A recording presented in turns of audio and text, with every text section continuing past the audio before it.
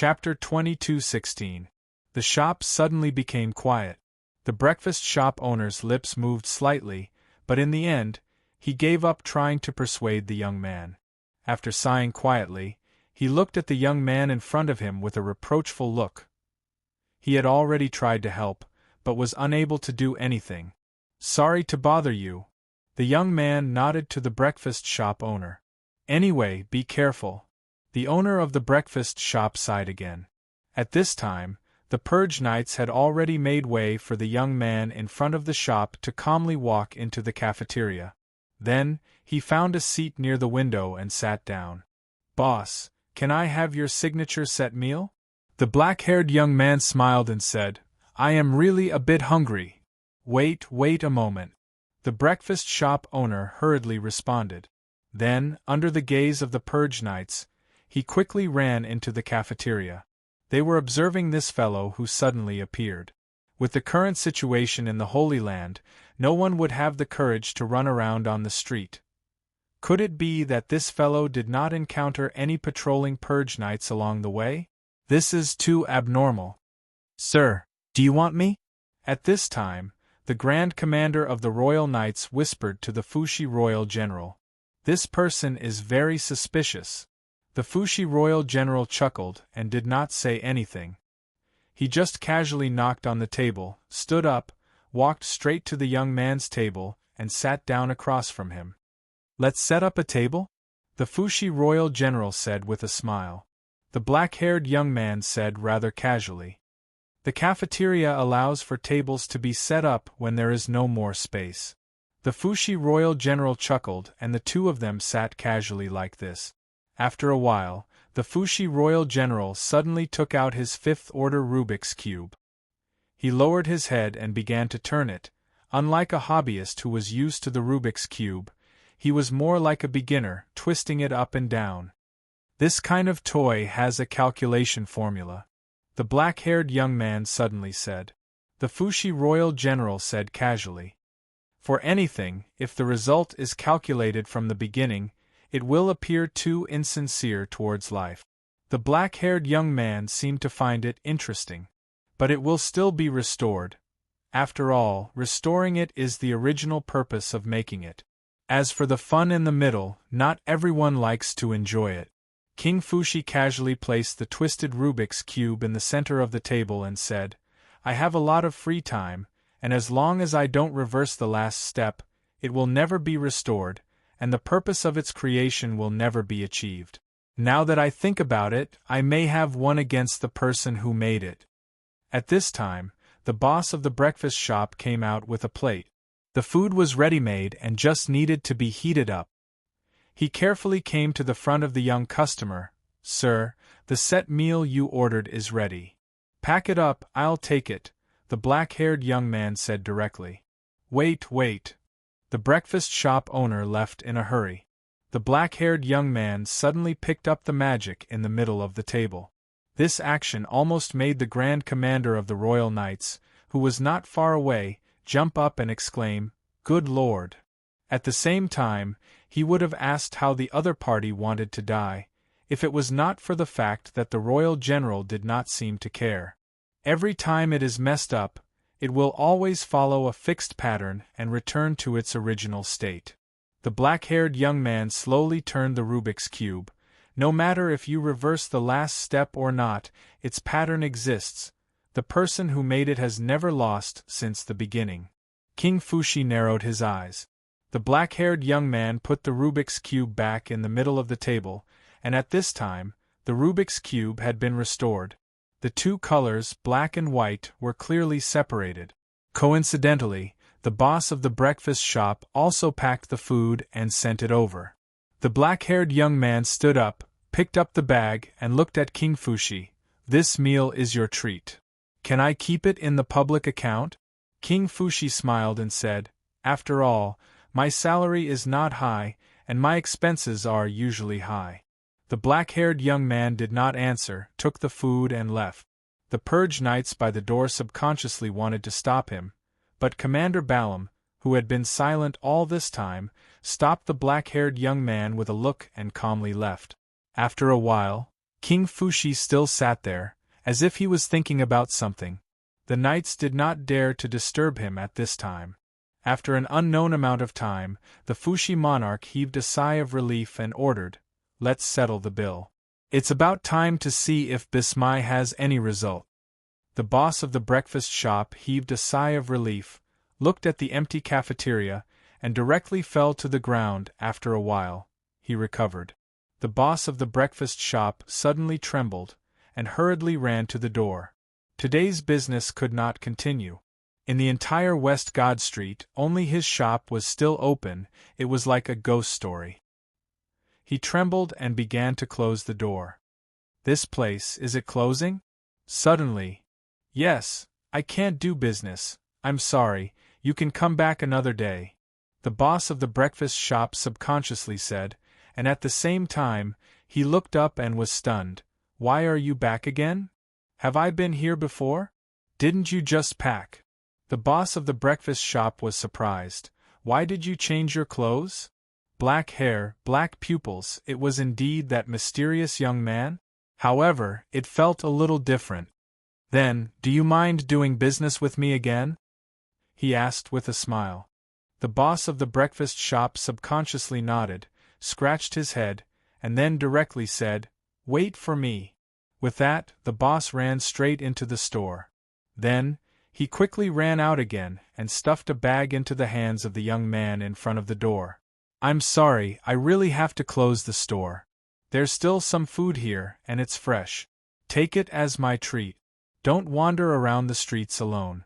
The Holy Land is not safe now. Young man, be careful." He held the bag in his arms, looked at the steaming buns, and a smile appeared on his calm face. "Thank you, sir." He turned and left. The boss of the breakfast shop could not help but be stunned, and subconsciously touched his face, muttering to himself, "Sir? I am only in my 30s? How did I become a sir?" The Holy Land Health Organization said that young people before 50 are still young. Really? Commander Balaam was patrolling the streets on his battle beast. It was said that this battle beast was cultivated with the bloodline of the mythical creatures, the dragon beast. It could run for a whole day without sleep and still be full of energy. "Sir, why don't we follow Lord King General and the great commander?" The subordinate knight just came up and asked in confusion. After leaving the old breakfast shop on West God Street, the Purge Knights and the Fushi King General directly separated. It was Commander Balaam who took the initiative to continue the search. "It is fine as long as we leave an impression," Commander Balaam said indifferently. "There will be chances to meet in the future. If we really follow that Lord King General, I am afraid that he will not like it." The subordinate knight did not understand. When they met in the breakfast shop, he only felt that the heavenly King General did not seem like a serious person. He was quite amiable and approachable. "Sir, look." Another subordinate knight quickly came up and pointed in front.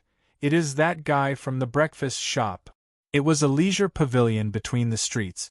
In the pavilion, a black-haired young man was sitting there in a daze. Commander Balong furrowed his brows and pulled on the reins in his hands, urging his beast closer. Commander Balong quickly got off the reins and walked into the pavilion. The clothes were different, the feeling was different, even the packed food was different. From the moment the black-haired young man walked into the breakfast shop, Commander Balaam had carefully memorized everything. At this moment, he easily noticed a few things that were not right. The ability to find fault, level 10. "You deliberately waited for me here?"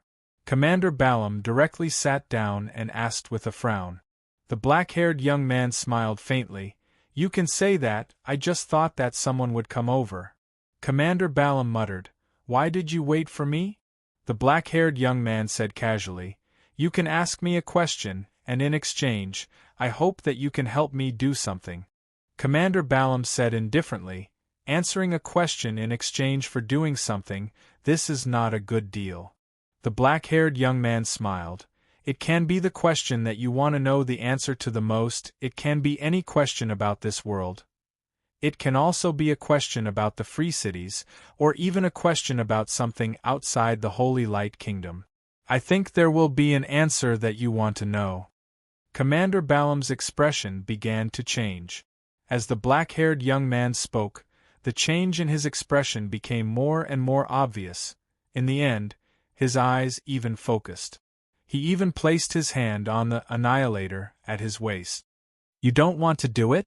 The black-haired young man chuckled. This kind of business. Commander Balaam's expression kept changing. Finally, he calmed down. Any kind of business, as long as it is profitable, can be done. But how do I know that the so-called answer you gave me is the correct answer? You will know if you ask. The black-haired young man said softly. But remember, there is only one question and one chance. Commander Balaam's lips moved slightly, but he didn't say anything. He just sat there motionlessly. His hair was already drenched in sweat. Finally, Commander Balaam opened his mouth. What do you think the commander is doing now? Outside the pavilion, the knights were watching attentively, waiting for Commander Balaam's order to make a move. However, Commander Balaam seemed to have been petrified. He didn't move at all. The commander is moving.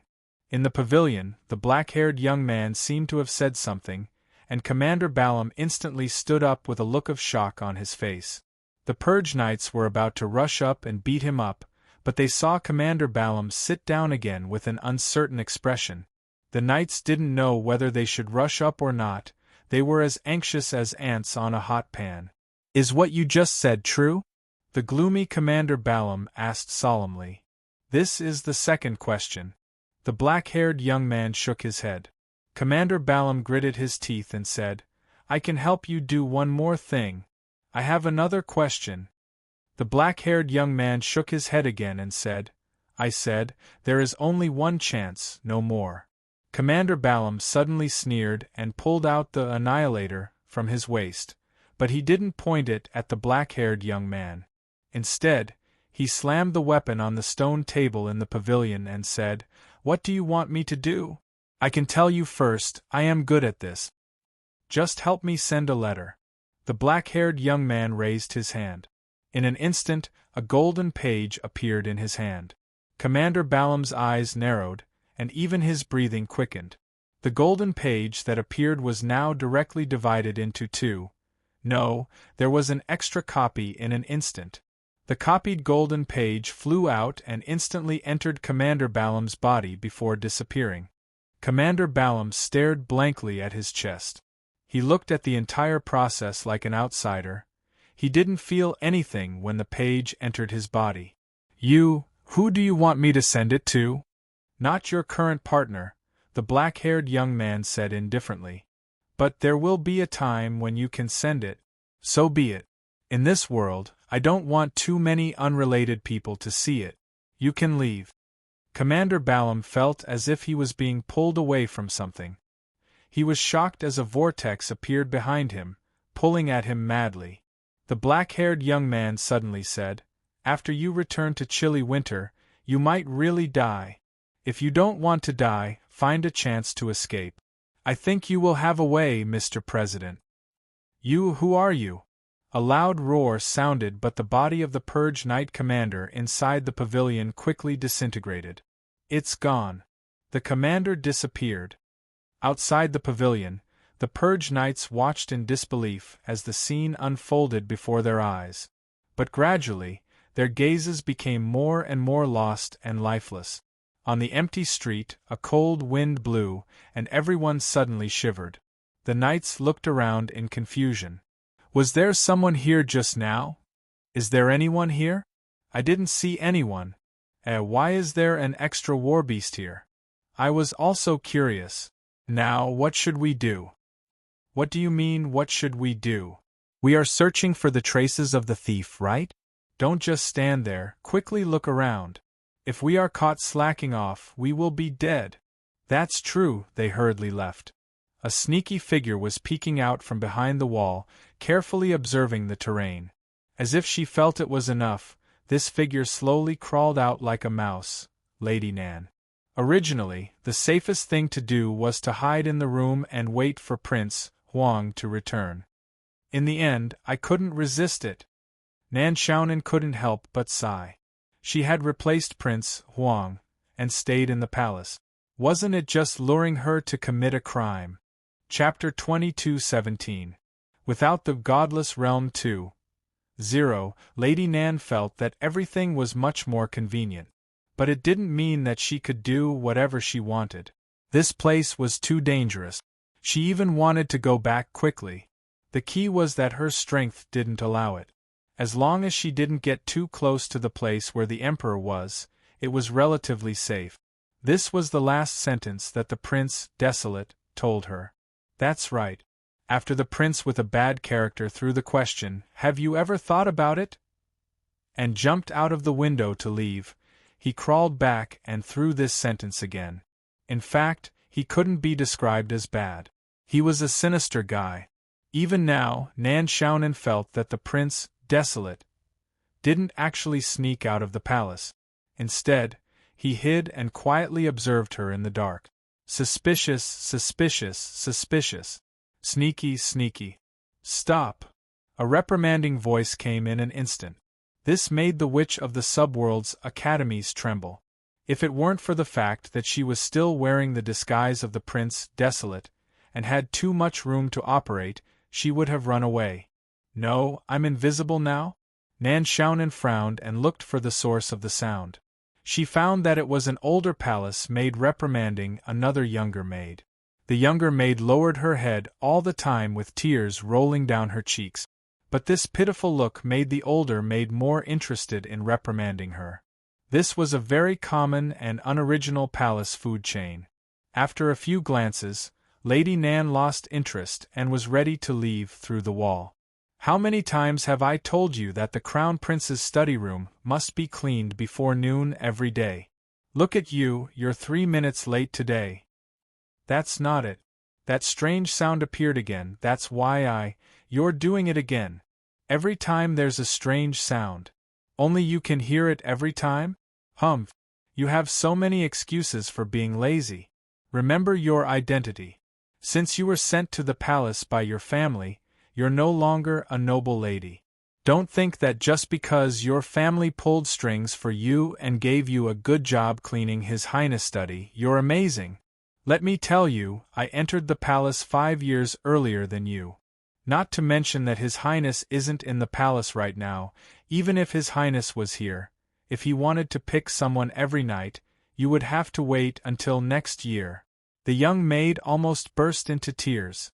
Lady Nan blinked and continued to walk through the wall. She stopped on the other side of the wall. The Crown Prince's study? In a corner of the palace courtyard, a young maid who looked to be about 15 or 16 years old was quietly sobbing with her face covered. Tissue? A soft voice came. The young maid subconsciously loosened her hands and raised her head in a daze. Then she was shocked and quickly stood up. Your Highness, Your Highness! Rub. Prince Huang directly placed the tissue in front of the girl's face, blinked his eyes and said, "Of course, if you don't mind, I can help you wipe it." No need. The young maid said in a panic, I will do it myself." His Royal Highness shrugged and sat down. He said casually, "But then again, that old woman's words are really unpleasant." "Your Highness, you heard it?" The young maid's face suddenly turned pale. "It's nothing to hear it. It's the food chain in the palace." Prince Huang said indifferently, "I'm not interested in the fact that you were bullied, but I'm more interested in the strange sound you said in the study. Come on, tell me in detail, what kind of strange sound is it?" The young maid was stunned. She heard that Prince Huang was a complete weirdo. Now it seemed that it was true. This was the first time she talked to Prince Huang. If Prince Huang hadn't taken the initiative, she, as a newcomer, wouldn't have been qualified to contact him directly.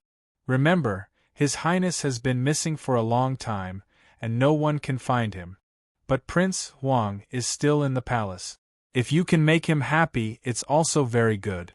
What the family said before leaving suddenly sounded in the young maid's mind. Originally, being able to get the job of cleaning the Crown Prince's study was indeed an enviable task, if the Crown Prince had not gone missing. Now no one was willing to do this job. They often mentioned it, but it was more to ridicule. It's the sound of music. The young maid quickly wiped her tears at this time. It will appear from time to time, but I can't find where it comes from. Music? Prince Huang lowered his head and rubbed his chin. What kind of music? Is the time fixed? How long will it last each time? Will it come from outside the study? Ah, so many questions? The young maid opened her mouth subconsciously. I'm sorry, Your Highness, I didn't pay attention to these. But it sounds like the sound of a music box. Music box. It's something like a music box. Prince Huang blinked. Can you take me to see the scene? Of course. The young maid nodded and was slightly happy. Your Highness, my name is. Let's go. Prince Huang jumped up at this time, smiled, and interrupted the young maid's words. Okay. With his hands behind his head, he walked alone on the street. Wearing a blue and white baseball cap, he looked at everything as if it was new to him, like a wild child from the neighborhood. Well, turns out that the deserted Holy Land is like this. The young man muttered at this time. It seemed that he felt a little annoyed because the current state didn't reach his expectations. A short figure suddenly flashed past the young man's line of sight. The young man suddenly narrowed his eyes, feeling that he had found something interesting. He quickly went into the alley where the short figure disappeared. At this time, he saw two boys in old clothes, who were only 11 or 12 years old, squatting in front of a door. As for the exhaust slot on the door, there was a child of the same age who was climbing out. The child who climbed out was carrying a lot of things in his hands. Theft. In an instant, what these children had done appeared clearly in the young man's mind.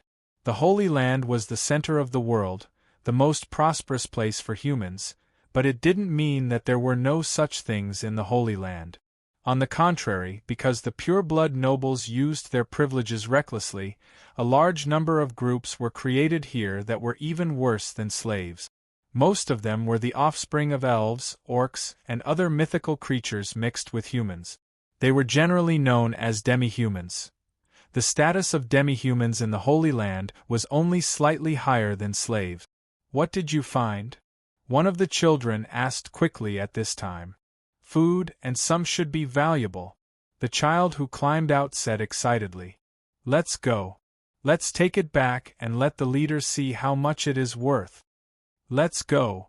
The children shuttled through the alleys of the Holy Land nimbly, but they didn't know that a young man with a baseball cap was following behind them. They encountered several patrolling purge knights on the way, but they managed to avoid them. After some time, the children came to a street with low buildings, and soon walked into a 5-story, semi-finished building that was not yet completed. A group of people lived in this half-finished building in tents.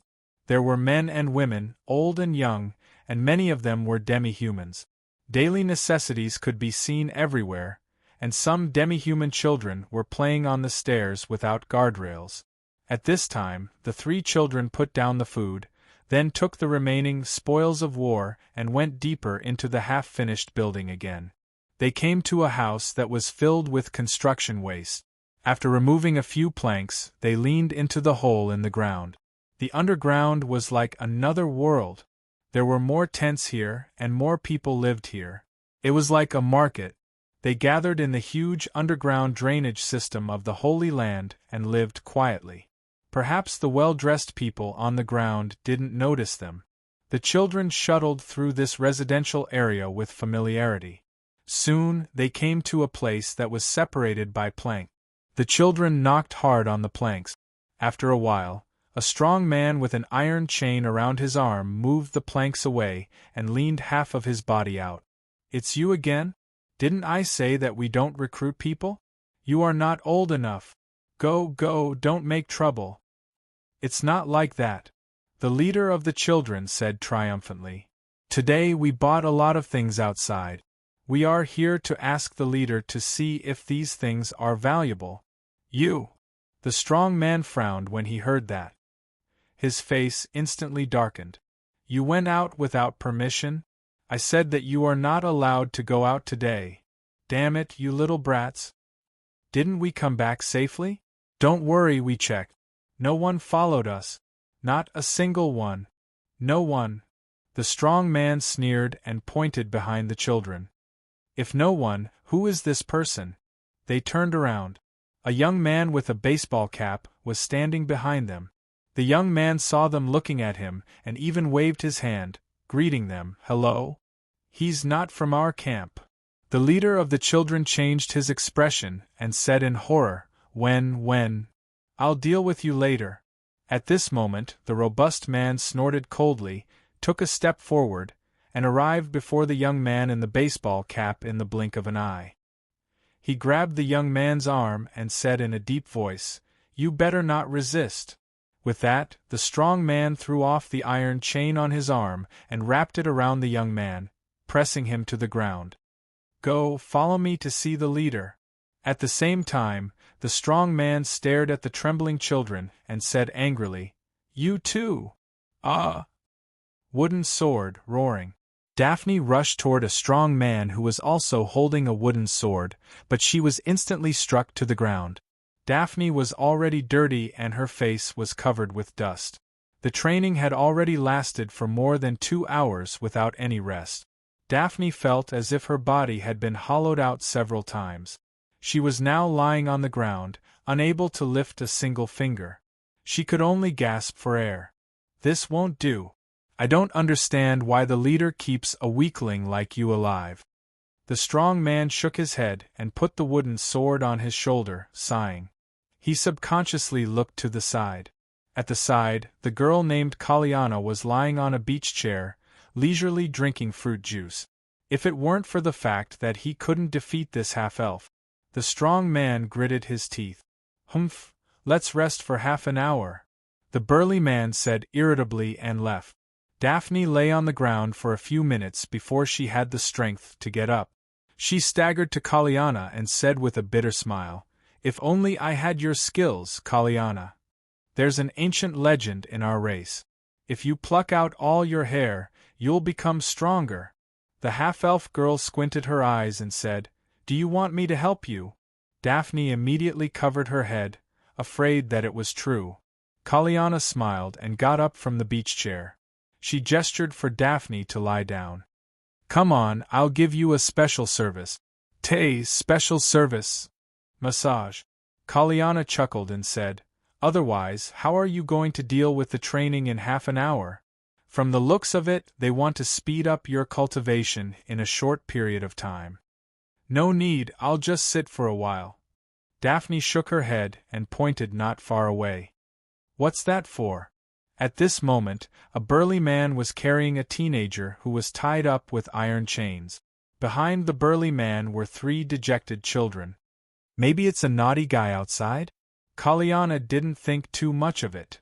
Isn't there a camp outside with a lot of people? There are bound to be a few naughty guys.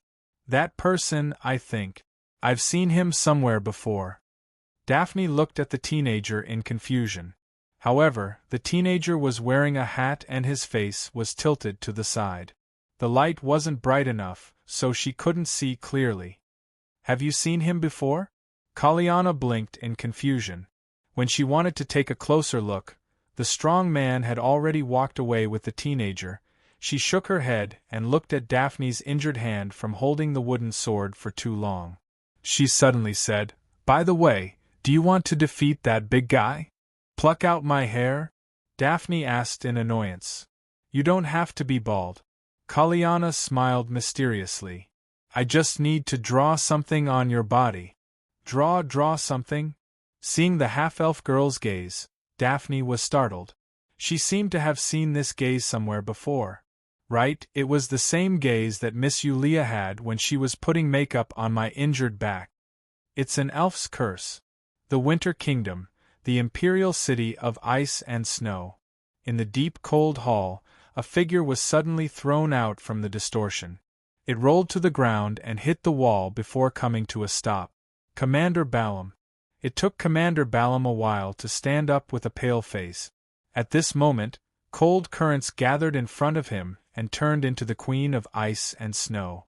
The queen, who was dressed in a dark blue robe, said slowly, "Have you found the pages?"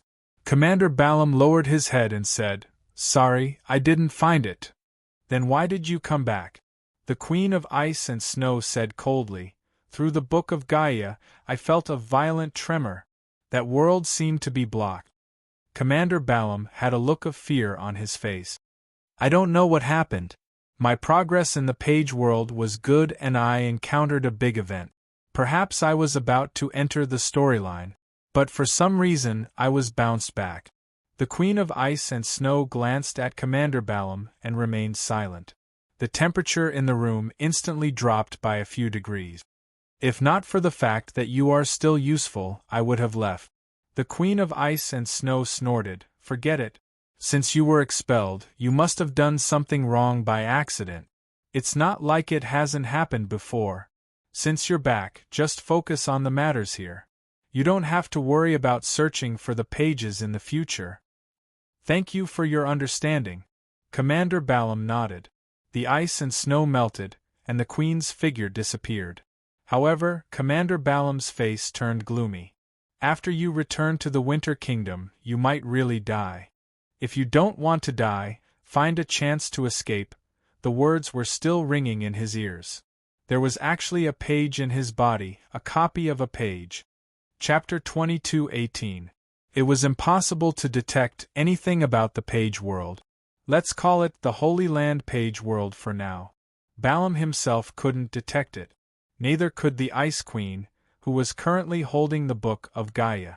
It seemed that he had everything under control, but he was walking on a tightrope. Below him was a bottomless abyss. Balaam was expressionless as he walked in the ice palace. There weren't many people walking around in the cold castle, so no one noticed the strangeness of the chilly Winter Kingdom's Night Regiment commander. He came to an ice prison. There was the frozen Archangel John and many judges from the Free City who participated in the Holy Maiden ceremony. There was also a young girl. In front of the ice crystal fence, Balaam silently looked at the young girl curled up in the innermost corner. She hadn't touched the food, and she didn't even drink the water. She had been like this since she was brought out of the world of Z and brought to the chilly Winter Kingdom. The Ice Queen threw her into the ice prison and didn't care about her life or death. Because the one who brought Remia here wasn't the Ice Queen, Morrigan, but someone else. Standing here, Balaam silently pressed his chest, but there seemed to be no movement for a long time. "Looks like it's not you either." He no longer paid any attention to Remia in the ice prison and left this place. However, the confusion in his eyes grew stronger because he still didn't know who the copy of the page world of the Holy Land was going to be sent to. As the price for the answer to that question, Balaam had thought of breaking this agreement because it was just a verbal agreement. But when he had such thoughts, he would die.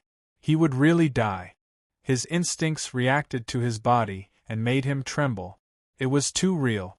Even if it was just a verbal agreement, it had a terrifying binding force. It was beyond the power of the Holy Light Kingdom and came from a higher level of contract. "The person I'm going to send is not my current collaborator?" Morrigan had already appeared in front of me, but she couldn't detect the copy of the page in my body. Even the original Book of Gaia is the same. He only had this clue. It was like looking for a needle in a haystack. When they arrived at the plaza of the Snow Palace, a royal knight hurried over and saluted Balaam. "Commander, we found traces of the evil princess's minions." "Tracks." Balaam subconsciously frowned. "Even tracks." "Someone claimed to have seen a dwarf near the city gate." "I understand." Balaam merely nodded in response. He didn't seem to be in high spirit. "Continue to follow up on this matter.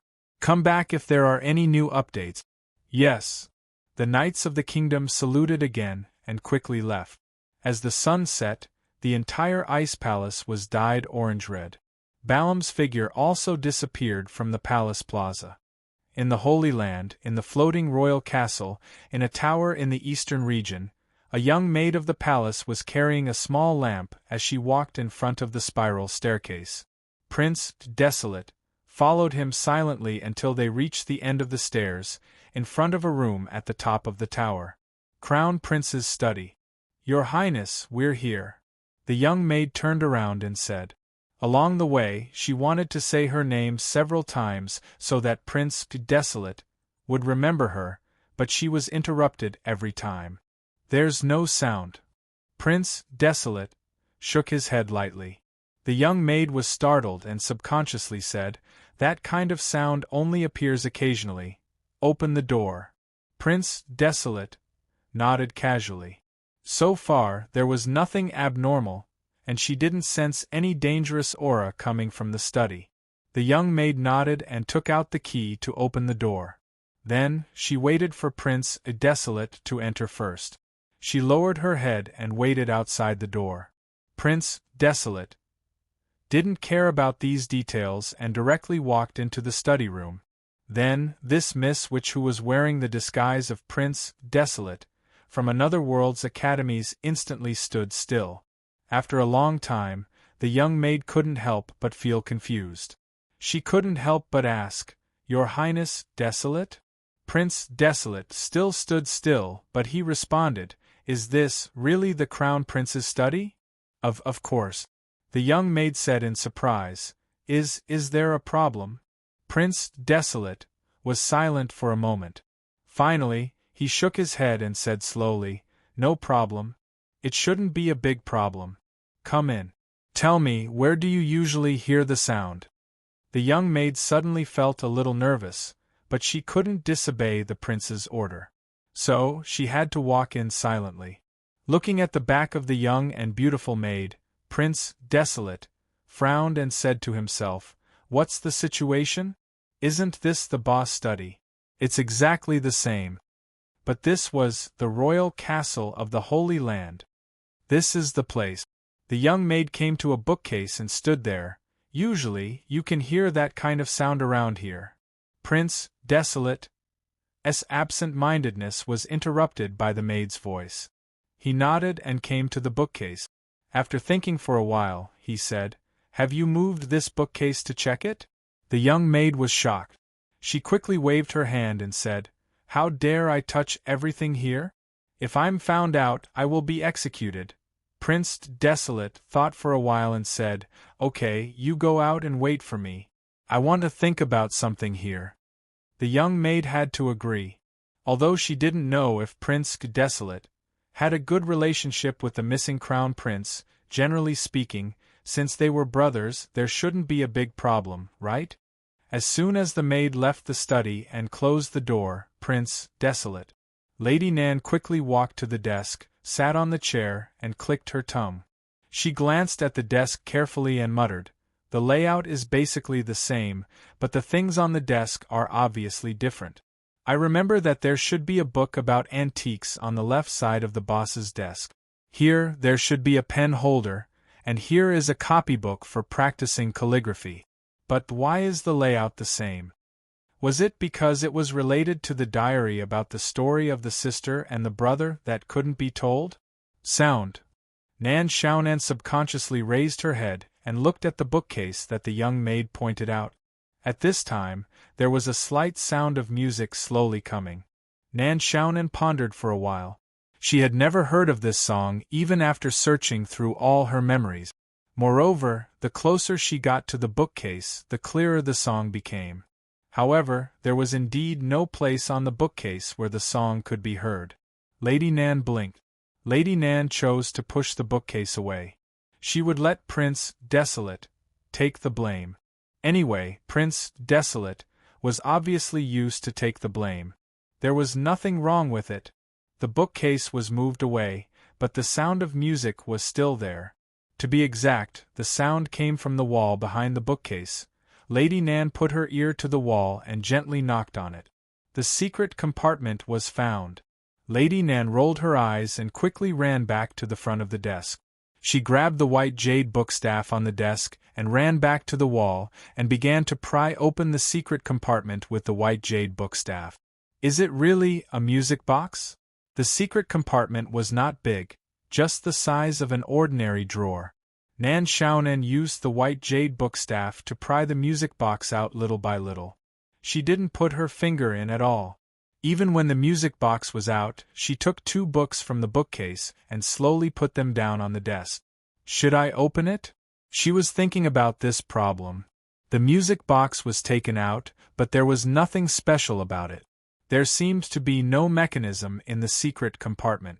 If she had to say something, it would be that this music box was designed to make sounds even if it was not opened. But the music had stopped at this time. There must be some secret. Otherwise, why would it be hidden? Nan Xiaonan couldn't hold back her hands and stretched out her claws to the music box in front of her. But she suddenly grabbed her hands that were out of control and silently recited the formula of the word shun in her heart. Gradually, she calmed down the restlessness in her heart. Her eyes began to roll again. She already had other plans. So, Lady Nan quickly restored the study room and tore a piece of cloth from the curtain to wrap the music box. She didn't want to open it, but she could ask the maid outside to open it. Anyway, he was wearing the disguise of Prince Huang, so all the blame could be put on him. Open the door. Help me look at the box. In an instant, a warm thing directly covered her face. Her vision and the whole world seemed to have turned red in an instant. In front of her, the young maid in the palace had her throat cut. Blood sputtered on the wall and then she fell down. Lady Nan subconsciously touched the blood on her cheek and looked at the murderer in disbelief. A white-faced man. The man was wearing a snow-white outfit. Even the hilt of the sword used to cut the maid's throat was white. Nan Xiaonan thought that she had seen countless treasures, but the snow-white sword in the white-faced man's hand was the most beautiful sword she had ever seen so far. You, except for cleaning time, those who go near the Crown Prince's study room will die. The white-faced man slowly turned around and looked at her. Lady Nan's heart suddenly trembled, but her psychological quality had always been excellent. She directly snorted and said, "What, you want to kill me too?" The white-faced man casually waved the snow-white sword in his hand and said indifferently, "If it is Prince Huang, of course there is no need, but you must die." He saw through it. Nan Xiaonan was suddenly shocked. That damned famine! Didn't they say that as long as they didn't go near the hall of the founder, Califar, it was basically safe? How could a random person see through the changes of her black soul body? Just at the moment when Lady Nan was absent-minded, the white-faced man flashed and slashed at her with his sword. Lady Nan instinctively dodged, but she didn't dodge completely. One of her arms was instantly cut off and fell to the ground. The arm that fell to the ground instantly turned into a cloud of black smoke and dissipated in the air, and didn't return to Nan Xiaonan's body. The part that was lost was truly lost forever. "Who are you?" Nan Xiaonan subconsciously cried out in alarm. She repeatedly retreated, and directly retreated into the study. "The King of Swords." The white-faced man said indifferently, "Di Jun, the King of Swords." It was said that they were the strongest force in the hands of the founder, Califar. Each of them had the horrifying strength to kill a mythical race. Nan Xiaonan only knew about this after the incident. But now she didn't know. Looking at the white-faced man, Di Jun, who slowly walked in, Nan Xiaonan felt unlucky in her heart. Why didn't they assign some small fries to her to deal with? Why didn't they assign some small fries to her to deal with? "You don't come over. If you come over, I'll shout. Don't come over." The white-faced man didn't care at all. Nan Xiaonan only felt that her whole body was shrouded by a terrible murderous intent. She was going to die anyway. She had no way to retreat and her body hit the bookcase. Lady Nan gritted her teeth and was about to escape through the wall directly. But she saw the white-faced man in front of her suddenly frown slightly and then disappeared in an instant again. When the white-faced man, Di Jun, appeared in front of Nan Xiaonan, the demon girl of the subworld's academic school was almost suffocated. Her brain couldn't think at all, and her body couldn't move. It turned out that in front of such a horrible guy, even escaping was a luxury. Just at the moment when Lady Nan was in despair, Jun moved and waved his arm. I'm dead. He didn't die? At this time, Nan Xiaonan saw something that she would never forget in her life. She saw the King's Sword General, whose strength was so horrible that he could directly cut open the Black Soul body, at this time, not to attack her, but to catch something. A wooden ornament fell from the top of the bookcase because she knocked down the bookcase. At this time, Nan Xiaonan clearly saw this pale-faced, paralyzed guy, and unexpectedly heaved a sigh of relief. In an instant, Lady Nan grabbed a book from the bookcase and directly threw it at Jun. Jun's face changed slightly. Looking at the incoming book, he instinctively reached out and didn't attack at all. Lady Nan opened her mouth and directly grabbed several books from the bookcase directly. Profound meaning.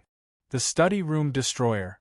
In an instant, the books in the study room were flying all over the place. A snow-white figure was also collecting the flying books at a terrible speed. Finally, a white jade flipper flew toward him. The King's Sword General's hands were full of books at this time, so he could only open his mouth and bite it. After flipping the books, he finally stopped. However, there was no trace of Nan Xiaonan in the study. The King of Swords, Emperor Jiang, frowned and snorted lightly. He quickly put the messy books back into the bookcase one by one, straightened the things that were overturned, and put the pen holder back in its original position on the desk. He also put the wooden ornaments back on top of the bookcase. Finally, he moved a little to make the wooden ornament face the right way. Well, perfect. Chapter 22:19. A maid was stripped of her clothes, knocked out, and thrown under the bed. Just like that, Lady Nan successfully transformed again and calmly walked out of a maid's room. This was the area of the floating castle, which was very far away from the tower where the Crown Prince's study was located. It was not that she didn't think of leaving the castle directly, but the castle was floating, and it would be too easy to be exposed if she floated out. Most importantly, she couldn't distract the King of Swords in midair. The best place to deal with this kind of obsessive-compulsive disorder should be a dump or something like that. For the Crown Prince's study that has been missing for several years, why is it so tightly guarded? Lady Nan took out the only thing she found. Is it possible that this music box is really something important? But if it was really that important, wouldn't it be too childish to just prevent it from being hidden in the wall behind the bookshelf? Nan Xiaonan couldn't help but shake her head. At this time, she still didn't plan to open the music box by herself, before she figured out the meaning of this thing. One of her arms was cut off, and now the new arm was actually from different parts of her body. This also meant that the density of her black soul form was slightly reduced. Changing shape and turning into mist didn't have much of an effect. The main thing was that after turning into mist, her movement speed decreased. In addition, her spirit was slightly damaged, and there was also a faint pain in her testicles. But, since he saw through me, why hasn't he done anything yet? It's really a little hard to get used to. Nan Xiaonan looked around in confusion. She found that at this time, there was no tense atmosphere in the palace, and there were no palace guards around to catch her. Could it be that the King of Swords hasn't reported this matter? What's that sound? It sounded like the sound of cutting wood. Cutting wood? It was indeed the sound of cutting wood. Nan Xiaonan, who had followed the sound, saw a middle-aged man cutting down a big tree in a garden. Beside him, there were already a lot of bundles of wood, as well as firewood that had already been split. Finally, the big tree finally fell under the continuous cutting of the man. At this time, the man directly inserted the axe directly into the wooden stake, sat down, and then took out a water bag to drink. Who's there? After the man finished drinking the water and wiped his lips, he looked at the tree trunk where Lady Nan was hiding.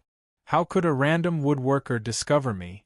While muttering, Miss Witch of the Academies in her subworld walked out timidly. With a terrified expression, she slowly approached the man who was cutting down the trees. I heard a sound, so I didn't peek.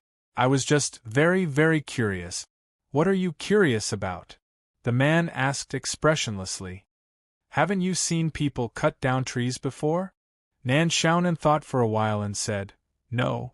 It's just that this is the Imperial Palace and there's so much firewood. I don't think we need it. The man said indifferently, You don't think it's necessary because the current human fire doesn't use this kind of inefficient material. However, the world's first flame was born from these woods. Lady Nan was stunned and asked subconsciously, Is it related? It doesn't matter. The man suddenly chuckled. It's just a boring person who said boring words. Lady Nan thought for a while and said, Uncle, are you the gardener here? You can say that. The man said rather casually, I was punished by His Majesty here. If I can't cut down all the trees here, I can't leave the Imperial Palace. Lady Nan blinked. This forest was not big, but it was not small either. Under normal circumstances, it was not easy for a person to cut down all the trees. Uncle, what did you do? Nan Xiaonan's soul of gossip began to burn. This punishment is not easy. Are you the new maid? The man suddenly asked. Nan Xiaonan nodded and said as if she was amazed, Uncle, how do you know? If you have been here for a while, you probably know why I'm here. The man smiled. You know who I am. Don't tell me you're also King General. Lady Nan felt that with her bad luck, it was very possible. She even began to smear oil on the soles of her feet. Have you seen King General? I've seen him from afar. Nan Xiaonan said with awe, He's the King of Swords. Dijun? The man nodded. He's nothing special, but he likes to wander around the Imperial Palace. It's easy to meet him. Nan Xiaonan swallowed subconsciously and said hesitantly, So? Uncle, are you really King General? In this tone. Me? The man smiled casually and said, I'm not King General. I'm just a guy who is familiar with Dijun and can talk with him. I suddenly remembered that I have something to do, Nan Xiaonan said quickly. I haven't finished today's cleaning. I have to go back. Uncle, I'll come to see you when I have time. Goodbye. Damn it. I've never pretended before. The taste of a trap was already overflowing, all right? Dijun is outside. The man sitting on the wooden stake suddenly said, Do you really want to go out? Nan Xiaonan's body stiffened. She looked at the lumberjack in bewilderment. She saw the man take out a lunchbox, and then use a knife to cut a piece of wood into a fork. Then, he slowly ate the food. So, Uncle, you are? A voice in white appeared in front of Nan Xiaonan in a flash. The next moment, Lady Nan only felt that her whole body was locked by a murderous intent. The King of Swords, Dijun. When Dijun arrived, he just glanced at Lady Nan, who was disguised as a maid. Then he suddenly lowered his head and said respectfully, Your Majesty, this woman just, His Majesty? The founder Emperor, Califar. The man who was tired of lumbering? Lady Nan directly took a cold breath. Well, this could not be called bad luck. Nan Xiaonan even doubted whether she was the reincarnation of the god of misfortune or not. Fuxi went out in the morning and hasn't come back yet. You go and see him. The man said casually at this time. A trace of doubt flashed through Dijun's eyes, but he didn't say anything. He nodded and turned around to leave. At the same time, Nan Xiaonan collapsed on the ground. The man slightly raised his head and glanced at Nan Xiaonan. First you disguised as waste and swaggered in the palace. Then you successfully escaped from Dijun. I thought you should be full of courage. I was wrong. Nan Xiaonan instantly jumped up and then landed on her knees. She directly slid to the front of the man, raised her hands and kowtowed. What did you do wrong? The man said indifferently, Did you do something you shouldn't have done, or take something you shouldn't have taken? Or you shouldn't have come here? Nan Xiaonan didn't have time to think at this time. Her face was almost touching the ground. At this time, she was in a panic and hurriedly took out the music box from her arms. There was only silence. After a while, Nan Xiaonan quietly raised her head and saw the man looking at the music box in her hand. It seemed that he was lost in some kind of memory. Turns out that this thing has always been in his study. Judging from his tone, the founder emperor seemed to have been looking for this music box all the time. Lady Nan calmed down and said respectfully, "Now it's yours, Your Majesty. I don't intend to refuse." The man casually waved his hand and the music box floated to his hand, and directly opened it. Nan Xiaonan stared at the open music box. Except for the first sound, there was no other movement. Is it really just an ordinary music box? Here, it is indeed just an ordinary music box. There won't be anything. The man glanced at Nan Xiaonan. After all, no matter how magical the Book of Gaia is, it can't copy an item of the same level. Restoring its sound is already the limit. Oh, I see. Lady Nan nodded subconsciously. Next was Yen Yi's performance. She was almost tongue-tied and her whole body almost exploded on the spot. You? The man said indifferently. You accompany me here and wait for your master to come. I should also see him. After all, I also have such an obligation. The man seemed to have not finished his words completely. Then his eyes turned and looked behind Nan Xiaonan. The man was a little surprised at first, then he showed a gentle smile. You came earlier than I thought. Well, it's really not bad. It's worth pretending. After all, it can cache books and read them offline. Nan Xiaonan turned around abruptly. Her brain seemed to have exploded. She jumped up again, landed on her knees, and slid away with tears and snot.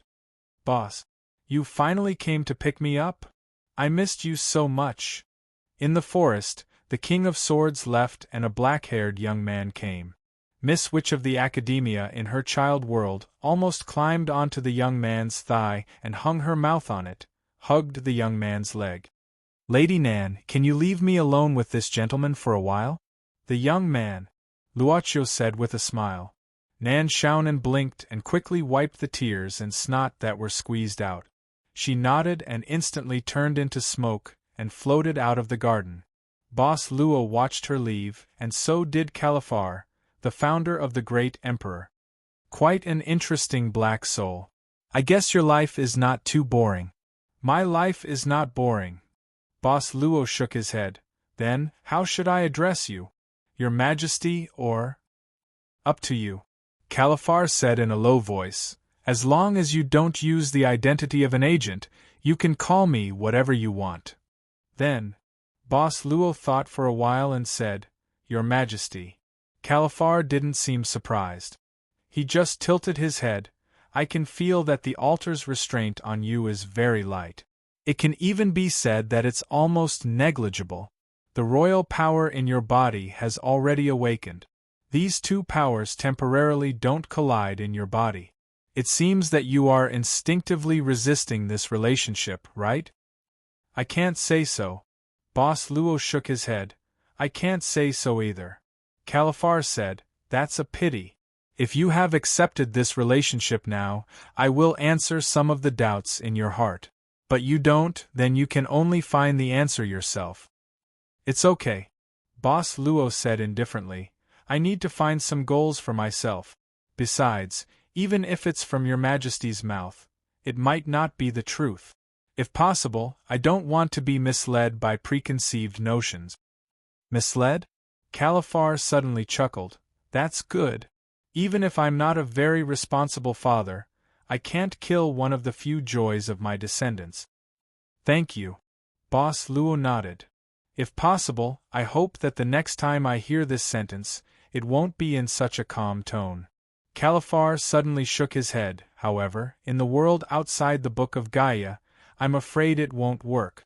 You can come here and take over the altar. The royal power has also been awakened, which means that the Eternal Empire really doesn't exist anymore. Boss Luo was silent for a moment before slowly saying, I should be able to bring your Majesty out. No need. Califar shook his head and said, To be honest, I enjoy life here. Besides, even if you bring me out of the Book of Gaia, I'm not the real Califar. In the end, I'm just a character in the book, a father with a child by his side.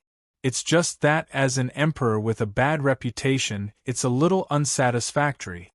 Boss Luo said, That Mr. J doesn't seem to have a good relationship with your Majesty. It's the rebellious period. Califar laughed and said, when you have a child one day, you'll be able to experience the joy of it. Speaking of which, have you considered having children now? If I'm not wrong, in the outside world, there's probably no glorious son of the eternal royal family other than you. Boss Luo was silent. Califar shook his head and said, however, for you, there's no need to have children. As long as the inheritance of the eternal empire is still there, you'll still be there. Find a few people to accompany you, and you won't feel lonely. What do you mean? Luocio couldn't help but frown. Califar smiled and said, don't you want to be misled by preconceived notions? The answer you hear from me may be a misled one. Similarly, the answer you get from the altar is also possible, right? Boss Luo was silent again. The answer from the altar could be misled. Was it possible? What should I do? Luocio suddenly asked. Califar was stunned and said, what? Do you still have doubts? You don't need to care about the altar anymore. Why do you still have doubts? What should you do? You can do anything. Everything is yours. Everything is yours. No one will resist you. You're God, the God of all things, the God of all timelines. You're omnipotent. Boss Luo. Luocio showed a rare bitter smile. It sounds like a good thing that fell from the sky. This is what you deserve. Califar said faintly, the answer, whether it's for fun or as a short-term goal, it doesn't matter. You can find it yourself. Even if you don't find it, it doesn't matter. Nothing will change because you are the last executor. There will be no more. Chapter 22:20. Lady Nan was leaning against a tree trunk, counting the ants on the ground and trampling the weeds on the ground from time to time. This was already the edge of the forest. Boring, boring, boring. Sorry to keep you waiting. The moment the voice appeared, Lady Nan instantly entered the zone and quickly ran up. Boss, are we leaving now? Lady Nan, don't you like this place? Boss Luo suddenly asked. Nan Xiaonan didn't dare to run away. Under normal circumstances, when the boss asked such a question, how would he expect the employee to answer? She could only try to say, for the time being, I haven't found the page that belongs to this place. It's indeed a pity to leave now. The page is already in my hands. Boss Luo directly opened his palm, and the golden page floated. So, you cleared the game as soon as you came? You don't have any self-awareness as a game participant. This. Nan Xiaonan was speechless. Boss Luo said, I'll stay and see what happens next. You can pretend that you didn't see me and that the page isn't in my hands. Normally, you can explore this page world. Lady Nan opened her mouth in shock and said subconsciously, what's the situation? I cleared the game with the modifier, but the CGs are missing. As a collector, I hope you can help me record the CGs. What does that mean? I believe Lady Nan will do well. Boss Luo smiled and said, because Lady Nan has always given me the impression that you're very capable. I'm also very capable in other areas? My life has been bitter for nothing. Lady Witch of the Subworld immediately puffed out her chest and said, I'll try my best to explore the ending of this page. Don't worry, this story shouldn't be short. Boss Luo said casually, I've closed the link to the outside world on this page. The audience in Freedom City can't see the development here. So, do you want to continue using Yulia's identity? Just do as you wish. Lady Nan was still trying to figure out her boss's intentions. She nodded and asked, Boss, will you continue to stay here? At this moment, Boss Luo suddenly turned around and looked at the forest behind him. He thought for a while and said, I think I'll stay for a while, but I'm not sure how long. As for this place, I don't think I'll come back. Lady Nan also thought for a while and said, There's one more thing. Boss, you just said to forget that you were here. Don't we need to tell Senior 11 about this? Not at the moment. Why are you still here? When the sound was heard, Lady Nan was still leaning against the tree trunk, counting the ants on the ground. From time to time, she would ravage the weeds on the ground. Lady Nan raised her head and looked at the great Emperor Califar, who was walking out with an axe and a water bag. This time, she didn't slide over and kneel down. She just straightened her clothes and stood properly. It's quieter here.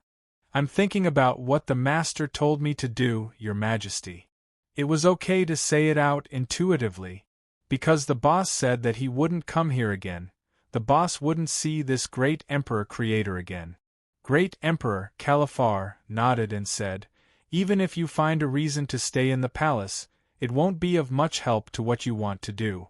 On the contrary, if Emperor June comes back, it will be more troublesome for you. Do as you see fit. Lady Nan was stunned.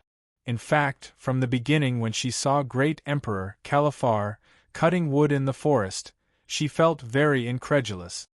Your Majesty, she couldn't help but ask in confusion, you don't seem to care about what I want to do? Great Emperor Califar smiled and said, no matter what you want to do, whether it's adding fuel to the fire or destroying the order here, in the end, it will return to its original state. Or rather, I'm looking forward to what kind of different development you can bring to this world. Just take it as adding some interesting episodes to yourself in the endless reincarnation. I won't leave this palace, Great Emperor Califar said casually. As long as you don't tear down this castle, there won't be a problem. Seeing Great Emperor Califar pick up the axe and leave with the water bag, Miss Nan leaned back against the tree trunk and muttered, why do I feel like those two fellows are saying the same thing? By the way, I'll give this back to you. Maybe it will be of some help to you. A small music box slowly flew over. Lady Nan subconsciously reached out and caught it. Great Emperor Califar had opened this thing in front of her once, and it was complete. Nan Xiaonan hesitated for a moment and finally plucked up the courage to open it slowly. The spring rotated, and in the open music box, a miniature sculpture of a woman dancing slowly rotated with the sound of music. This was all the music box could be seen after it was opened. Lady Nan put away the music box and muttered to herself after thinking for a while, I'd better leave this place temporarily and meet with Senior 11. Speaking of which, where is Senior 11 now? In the Princess Manor, the prison. Even if you look at me like this, I won't cut off my flesh and feed it to you, okay? Madanzo squinted and said, the guy who was willing to cut off his flesh and feed it to the eagle last time is still single. He was forced by his believers not to harass women. I won't do that.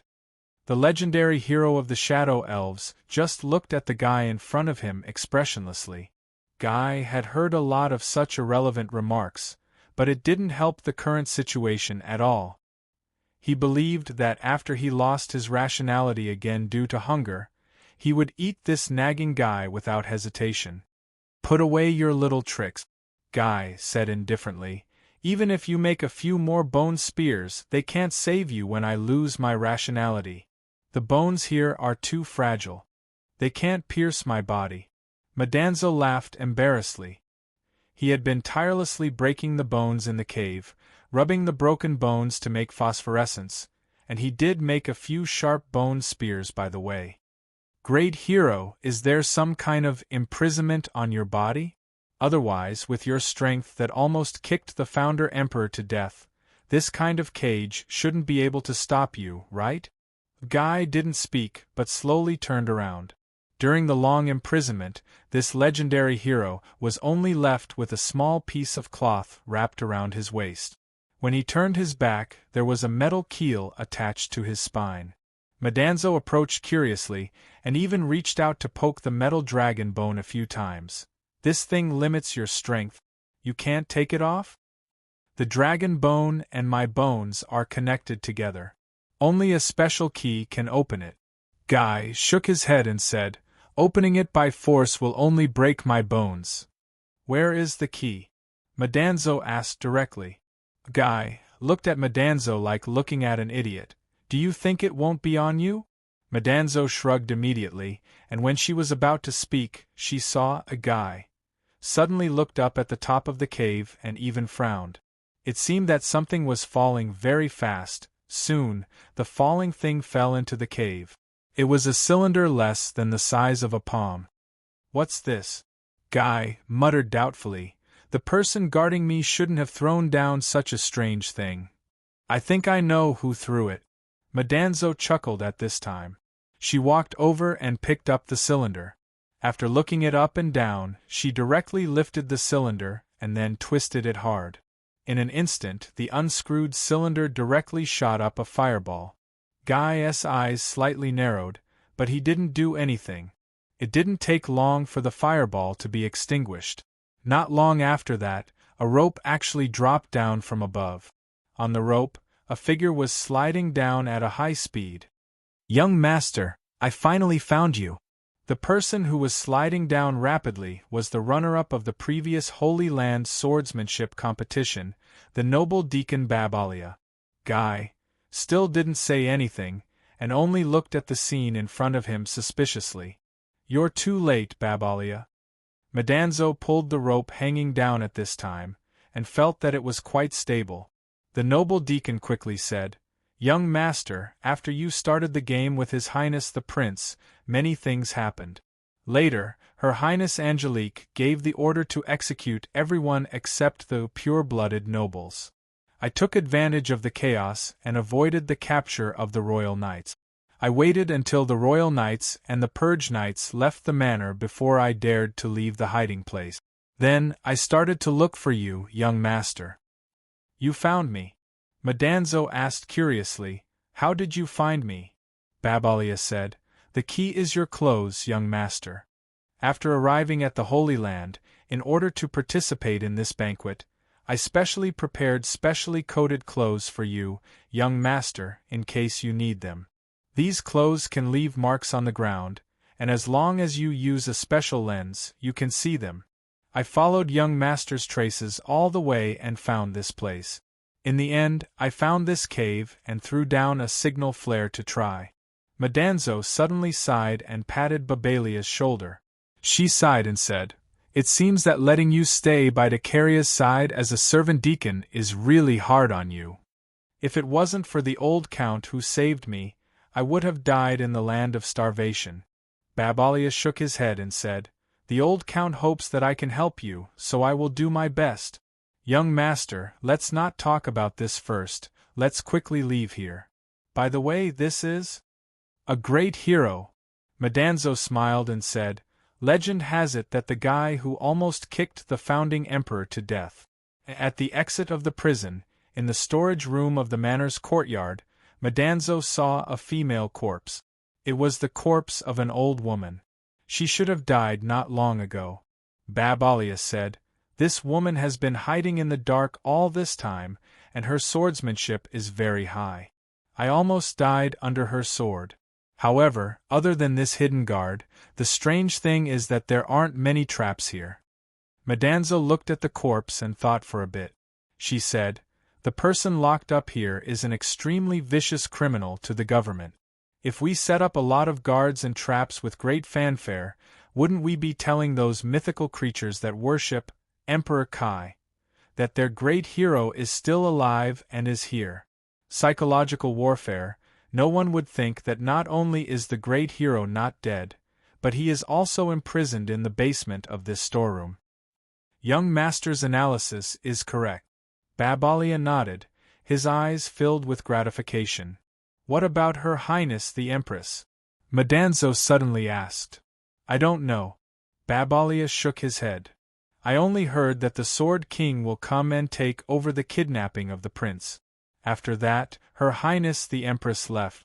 I heard that Her Highness the Empress went out with her entourage. As for where she went, I don't know.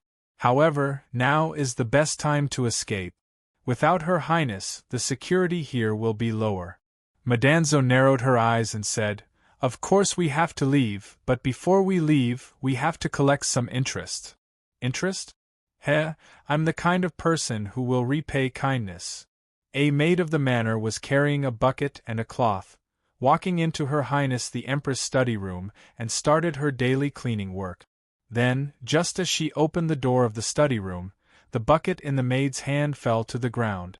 The water wet the maid's shoes. She didn't care about this, and after being dumbfounded for a few seconds, she immediately screamed. It's gone, or it's all broken. All kinds of annihilator weapons collected by Her Highness Angelique in this place. There was even a long-range annihilator that was custom-made not long ago. This was the collection that Her Highness Angelique was most satisfied with recently. Someone. What, do you still have doubts? You don't need to care about the altar, so why do you still have doubts? What should you do? You can do anything. Everything is yours. Everything is yours. No one will go against you. You are God, the God of all things, the God of all timelines. You are omnipotent.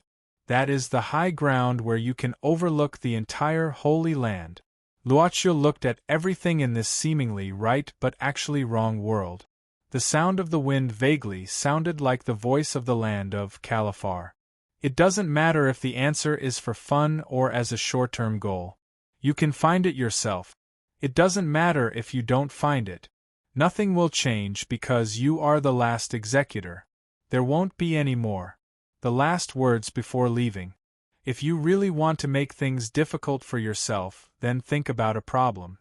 The sound of the wind gradually stopped. Think about it carefully. For everything, is it really necessary to have a God who can control everything? The only thing to consider is. Boss Luo gradually lost his mind, the necessity of existence. The wind stopped. That's a bit powerful. Shaking his head, Boss Luo slowly exhaled and said softly, Sure enough, as long as there is subjective thinking, there will still be preconceived ideas. Your Majesty, Father, after a moment of absent-mindedness, Boss Luo suddenly focused his eyes and said calmly, I only have one father. As he spoke, Boss Luo waved his hand, and a golden page floated in front of him. When the page that belonged to this page world appeared, a large number of pages appeared at the same time beside it. However, these pages were only shadows and didn't have a physical body. When the only real page and the many shadows of the pages began to overlap, an unreal book of Gaia fell into Boss Luo's hands. All worlds accelerate. End of chapter. Chapter 22-21. It was as if there was a clock slowly rising into the night sky, and then it began to rotate rapidly. Day and night also alternated rapidly at the same time. Finally, the clock slowly fell and finally disappeared. She woke up with a start. The Queen of Coldwinter suddenly opened her eyes from her nap. Confusion flashed in her eyes, and then she was shocked. The Book of Gaia appeared, and the Queen of Coldwinter quickly opened it. It was as if many worlds were opened at once, and these worlds were developing rapidly. The Queen of Coldwinter tried to stop this fast-forwarding, but the Book of Gaia seemed to have entered an autonomous mode. It was in her hands, but it was not under her control. What is this? The Queen of Winter abruptly stood up, but a greater shock followed. She was momentarily at a loss as to what to do. Her pregnancy had disappeared. A flat lower abdomen with almost no trace of excess fat. The Queen of Coldwinter couldn't help but frown. She almost thought that she had fallen into some kind of dream unknowingly. But at this moment, a delicate figure directly broke into the ice and snow hall.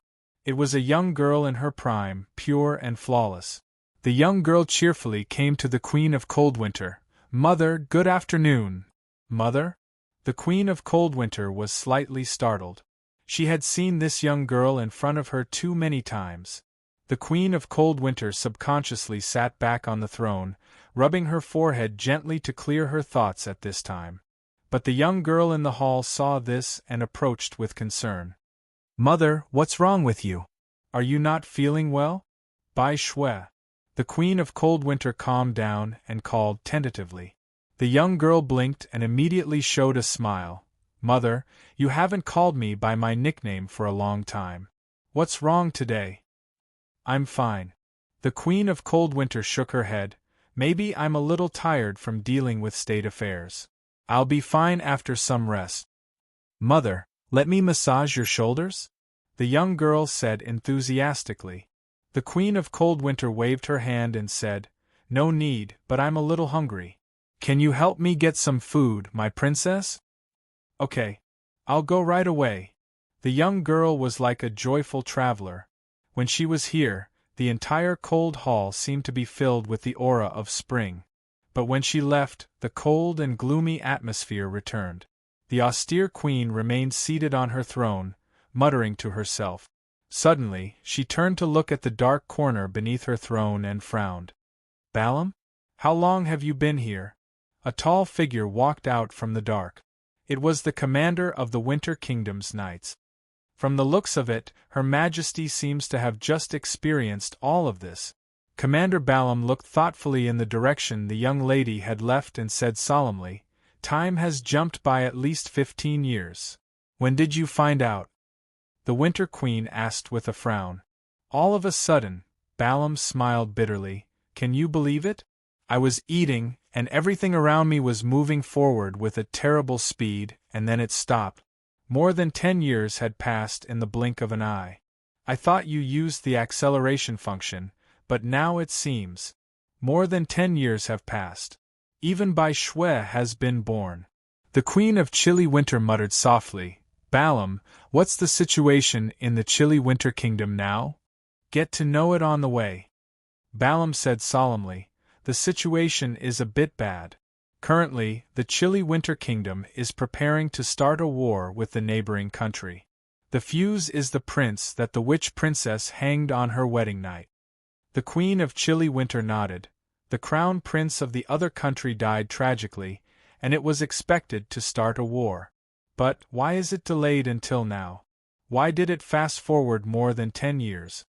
Balaam said, "The reason why the Chilly Winter Kingdom has always been peaceful is that there has always been a blizzard shrouding the entire country. It is like a natural barrier, blocking all foreign invaders. But now, the blizzard outside has ushered in a once-in-a-century pause." The blizzard stopped? The Queen of Chilly Winter couldn't help but ponder. Now that the world suddenly accelerated, almost disrupting all the previous arrangements. Balaam frowned and said, "Your Majesty, facing the unknown, I'm afraid it's no longer appropriate for us to continue with the original arrangements." The Queen of Chilly Winter couldn't help but frown. Although it wasn't to the extent of being confused, she was really at a loss. It was the kind of embarrassment where everything suddenly changed from being in control to being unfamiliar. "I need to regain control of everything in the Chilly Winter Kingdom," the Queen of Chilly Winter said in a deep voice, "as soon as possible." They were still discussing countermeasures, but the Ice and Snow Hall once again welcomed an intruder. It was a minister of Chilly Winter who was in charge of diplomatic affairs. "Your Majesty, the envoy from the neighboring country has arrived. When can we meet him?" The Minister of Foreign Affairs stood humbly, but the Queen and Balaam looked at each other in confusion. The envoy from the neighboring country? The Queen frowned and said, "Since the war is about to start, why would the envoy come?" The minister was startled, showing a stunned expression, but he still said slowly, "Your Majesty, after all, it is not an easy thing to start a war between the two countries. This time, the envoy from the neighboring country came, hoping that we can hand over the princess who committed treason and bring her back. I privately think that if the negotiation is successful, there is a great chance to avoid a war between the two countries." The Queen of Chilly Winter pondered for a moment. "Who is the envoy?" "It is the new crown prince of the neighboring country. It is rumored that he is a very beloved prince and is approachable. He also wants to stop the war between the two countries, so he took the initiative to volunteer as an envoy and come to our Chilly Winter Kingdom." The Queen of Chilly Winter thought for a moment and said, "Since the envoy has come, in order to show the ceremony, we naturally can't meet him immediately. You arrange for the envoy to stay first and prepare for a formal meeting. You can leave first. I still have something to discuss with Balaam." The Queen's response seemed to be within the minister's expectations, so he didn't say much and quickly went to deal with the matter. The cold hall fell into silence. "Your Majesty, there are too many variables, but we don't have many clues about the Winter World's pages. Don't you think we should use a more direct approach? Balaam's voice suddenly sounded. No. The Queen of Chilly Winter said with fear, the world suddenly accelerated, and the reason is unknown. If we suddenly use destructive means at this time, I am afraid there will be more problems, maybe? The Queen of Chilly Winter was silent for a moment. Maybe we used destructive means to collect too many pages, which led to this drastic change. Maybe this is some kind of signal sent by the Book of Gaia. This was a conjecture, but it wasn't the main reason. The more important reason was that in the final page world of Az, she used destructive means to force the pages to reveal themselves. In the end, it led to her death. Some page worlds were not a problem if they were destroyed. But some page worlds were destroyed, which might lead to eternal damnation. As it was the first time she encountered such a thing in the final page world of Az, the Queen of Chilly Winter still had lingering fears. And, I have a hunch, the Queen of Chilly Winter said coldly, the prince of the neighboring country may be the one I have been waiting for. Balaam pondered for a moment and said firmly, Your Majesty, please rest assured. I will get the information about Chilly Winter as soon as possible. Dwarves were a species that had a lifespan that far exceeded that of humans. At least, all the dwarves she had encountered in the past were so. So even if more than a decade had passed, the 7 bearded dwarven brothers didn't change much. In a manner in the Chilly Winter Kingdom, the 7 bearded dwarven brothers were all here, including the second brother who was supposed to be used as a bait to lure the guards away. She looked at the 7 dwarven brothers who were drinking and having fun with a blank expression and fell into silent contemplation. The time jump and the sudden change of scenery were not unacceptable. What was unacceptable was that after more than a decade, these 7 dwarves didn't make any progress.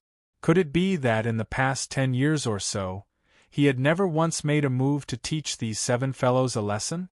Or was it just a simple jump in the background story? The world was fast-forwarded in a state of being seized in the calculation, so there was no subjective component? She was used to straightening out the logic first before proceeding to the next step. But this kind of sudden time jump was very illogical in itself. Obviously, it is very abnormal to only consider the Chilly Winter Kingdom. She pondered and said, but if you consider the means outside the Chilly Winter Kingdom, it is much more reasonable. Did the master make a move? Or, by the way, Your Royal Highness, we have prepared the things you want for you. When are you going to act? The bearded dwarf's eldest brother stood up and asked with a flushed face. She slowly gave him a question mark in her eyes. The bearded dwarf's eldest brother said excitedly, 10 dirty prostitutes and 100 wild boar hearts. Your Royal Highness, didn't you want us to prepare for you? What vicious witchcraft are you going to use to curse Snow White this time? She was silent, then said calmly, Have I cursed many times? I know this. The bearded dwarf's second brother also stood up at this time and counted with his fingers. 7, no, it's 9 times. None of them succeeded. Ha ha ha ha. Your Royal Highness, you are really the fate of the idiot villain in the novel. You can always save Snow White from danger. Her Royal Highness the Witch Princess stood up without saying a word. She directly put on a cloak to cover her head, then pushed open the door and walked out. Princess, where are you going? There was no answer, only the sound of the door closing. The 7 bearded dwarf brothers looked at each other at this time. After a while, everyone touched the quilt again. The third brother suddenly said at this time, Did you notice that the princess looked at us with disgust? Isn't it always like this? What's the problem? It's not a big problem, but it wasn't like this in the past. She even scolded us. But she doesn't scold us now? You say our princess's curse failed every time. Why don't we just kidnap Snow White and bring her back? Then treat her to big mushrooms. Okay.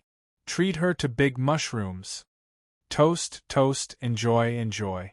After drinking and eating to their heart's content, The 7 bearded dwarven brothers ran out of the manor in high spirits, singing all the way. In short, as long as they were happy. So that's how it is. She used more than 10 years to change her appearance in King City and run a winery. While accumulating wealth, she secretly collected information about the kingdom and prepared to launch another coup. This seems like what this identity would do. After leaving the manor, she casually walked on the streets of King City and found that many properties in King City had the same symbol secretly printed. That was the symbol of her current identity, the rich Madame Dark. She still used the identity of Jeanne d'Arc. But this efficiency is too low. She shook her head and muttered, "It seems that the level of the world's deduction ability is not high. Move aside, move aside. Move aside quickly." On the street, a fast horse galloped, causing the pedestrians on the road to move aside as if to clear the obstacles on the road. In the distance, a group of carriages was slowly driving into the main road of King City. She stood in the crowd and quietly listened to the discussions. "I heard that this time, it is the prince of the neighboring country. He is here to negotiate. Is there really going to be a war? Now that the blizzard has stopped, if the other side really attacks, I don't know if we can withstand it. I heard that the prince of the neighboring country is conservative and doesn't seem to support war. That is hard to say. After all, the witch killed the prince of the neighboring country with her own hands.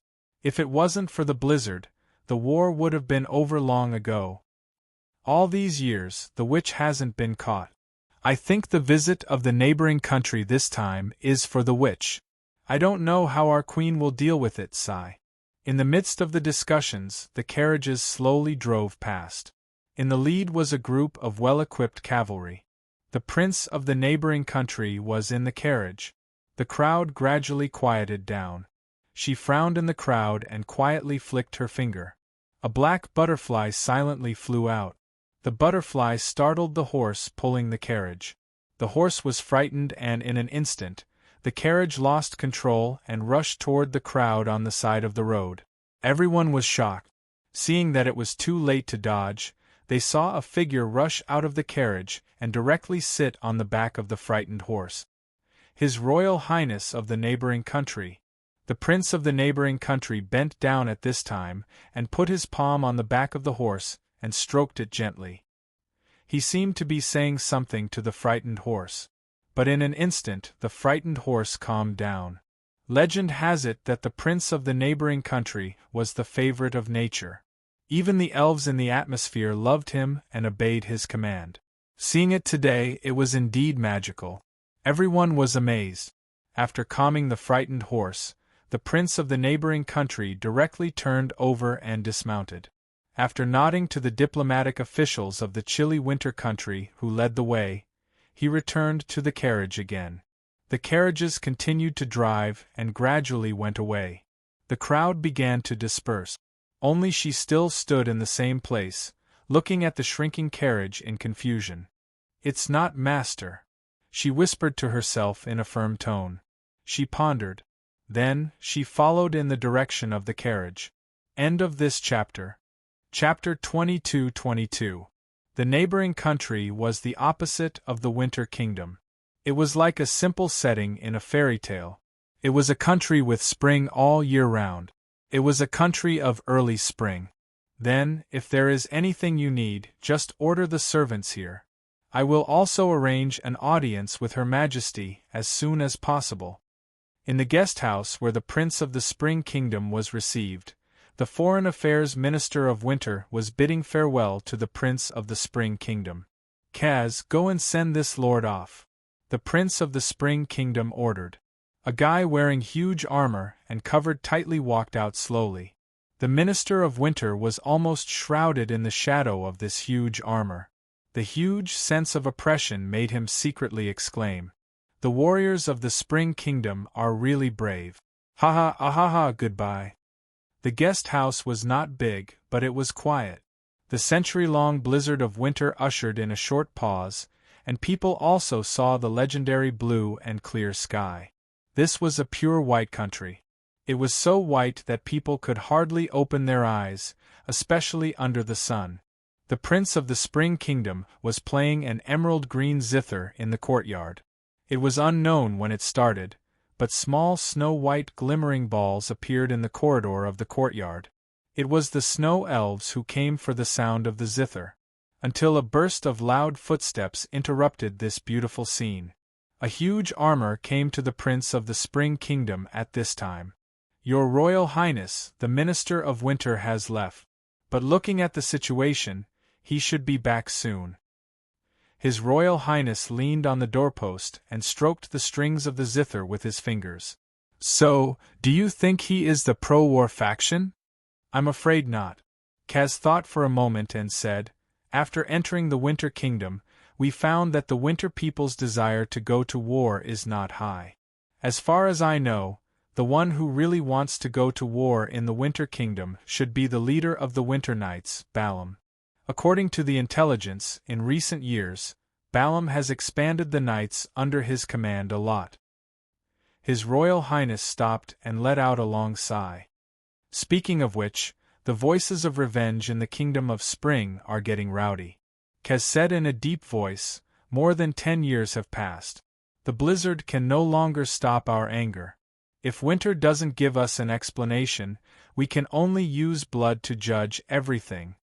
Suddenly, the sound of something breaking through the air was heard. Suddenly, an arrow was shot from afar. The speed of the arrow was extremely fast.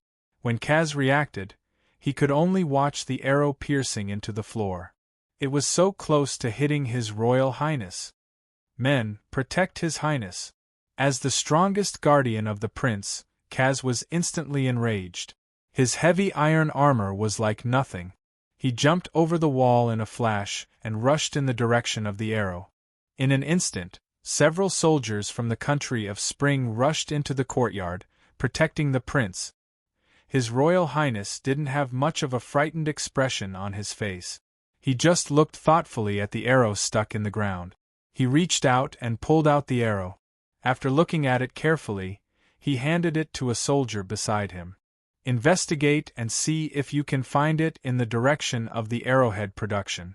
Cold winter doesn't produce ironware, and the ironware circulating in the market should be controlled good." "Understood. Go and get Kaz." His Royal Highness ordered again. "You can also leave, I'm fine. The elves here will also protect me." "This." The soldiers hesitated for a moment but finally nodded. "Then this subordinate will wait outside the courtyard." His Royal Highness didn't insist and nodded with a smile. The courtyard quickly returned to its original tranquility. His Royal Highness began to leisurely boil snow water, preparing to brew tea. He poured a cup for himself and another cup for the empty space across the coffee table. "My guard should be back soon. Don't you want to sit for a while?" His Royal Highness said indifferently. In an instant, hundreds and thousands of black butterflies gathered, and finally, a beautiful girl appeared in front of the Prince of the Country of Spring. In fact, the girl's appearance wasn't really unparalleled. That beauty came from the girl's dreamy aura. The Prince of the Kingdom of Spring looked at her. As he looked at her, his mind seemed to wander. He subconsciously asked, "Have we met somewhere before?" The girl didn't say anything.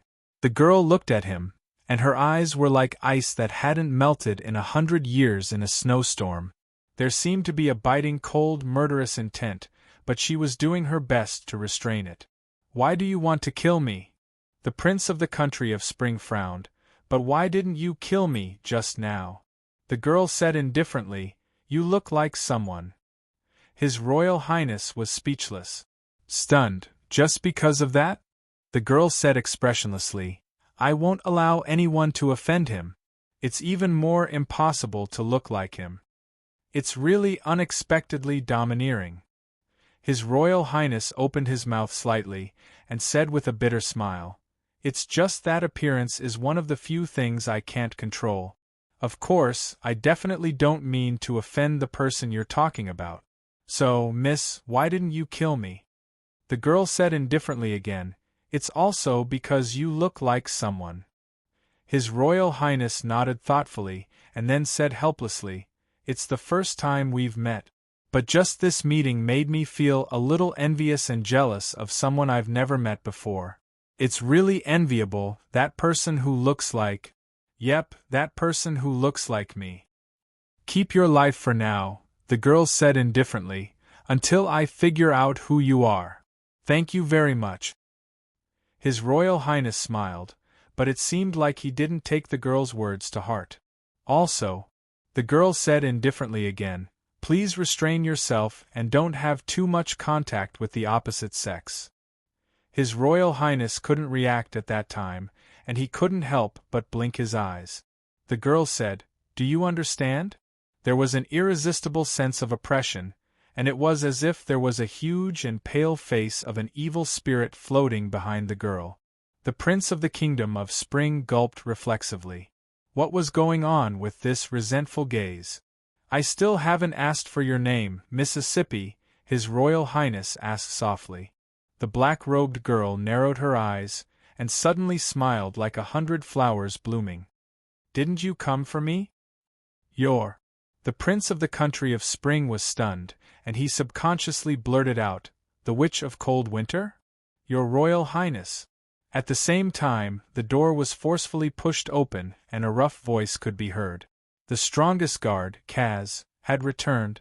The Prince of the Spring Country reflexively looked over, but when he looked back again, the mysterious black-robed girl had already disappeared without a trace. The Prince of the Country of Spring couldn't help but slowly sigh, and looked out the window in silence, as if he had lost his mind. The guard in front of the door, Kaz, scratched his head in confusion. Your Royal Highness, did I do something wrong? You! The prince shook his head, picked up the zither again, and slowly played. In the blink of an eye, the snow elves who were hiding in fear gathered around the prince again. They were like small animals attracted by the beauty of the forest. She listened to the faint sound of the zither in the wind, and her eyes fluctuated. Really, it's too similar, she muttered to herself. She was born with the blessings of the whole country, and everyone loved her. She was like a warm wind blowing into the country that had been frozen for 100 years.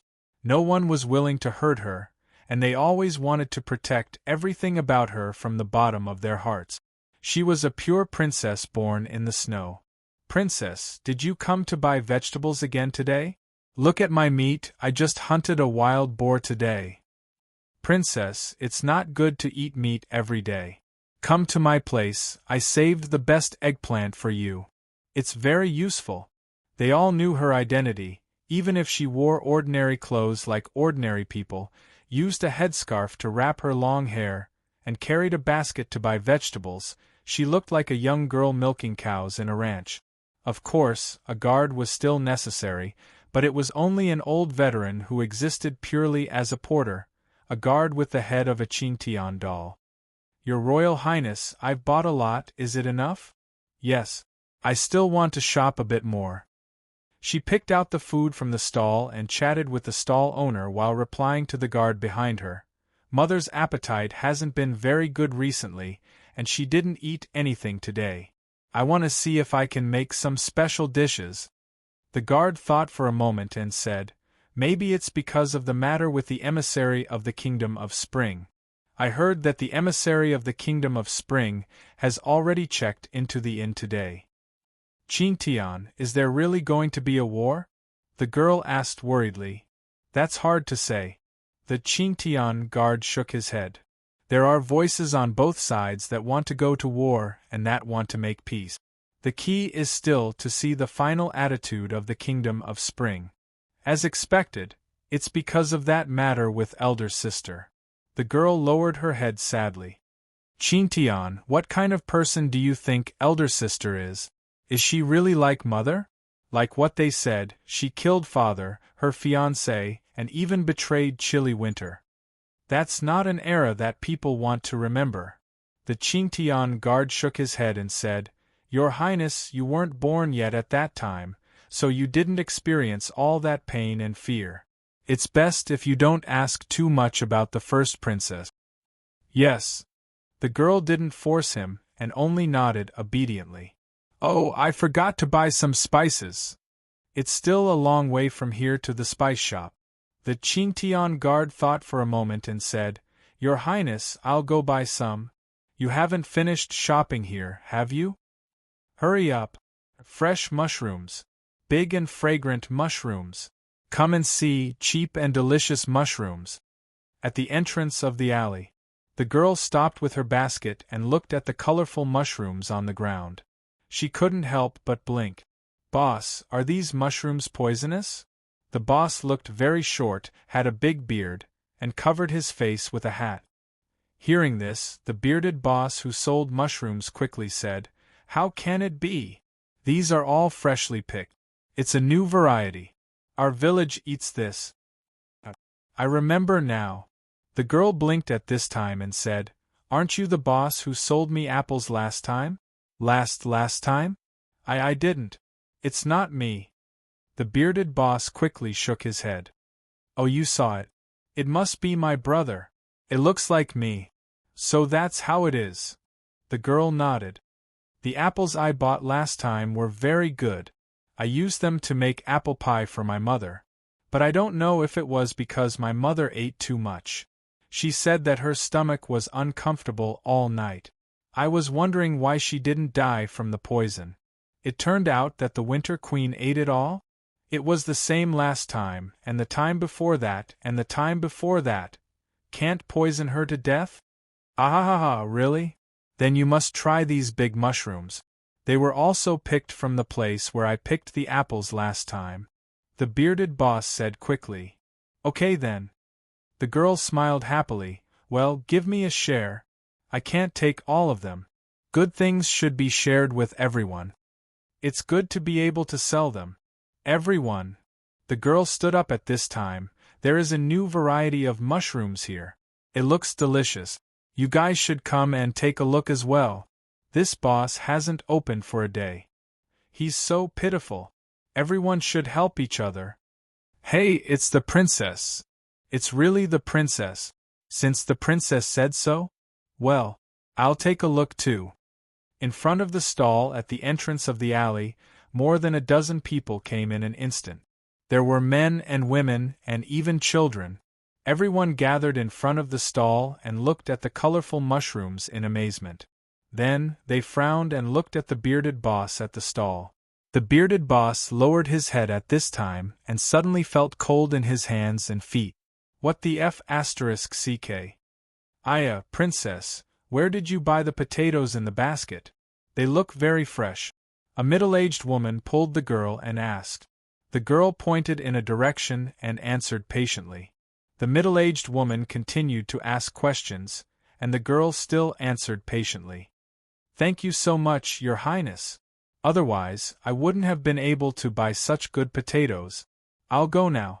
You can continue with your business. The middle-aged woman smiled and left. The young girl waved her hand to send her off. She watched the auntie walk into the crowd before turning around. However, she saw that the stall at the entrance of the alley had disappeared. The bearded boss had also disappeared. Only a few uncles and aunties were still standing at the entrance of the alley. Hey, where's the boss just now? Oh, we bought all his mushrooms, so he went back. A middle-aged man said with a smile, Sorry, princess, I forgot to leave some for you. How about you take mine? No need. The girl shook her head. I'll buy more next time. The girl smiled sweetly and said goodbye to the others.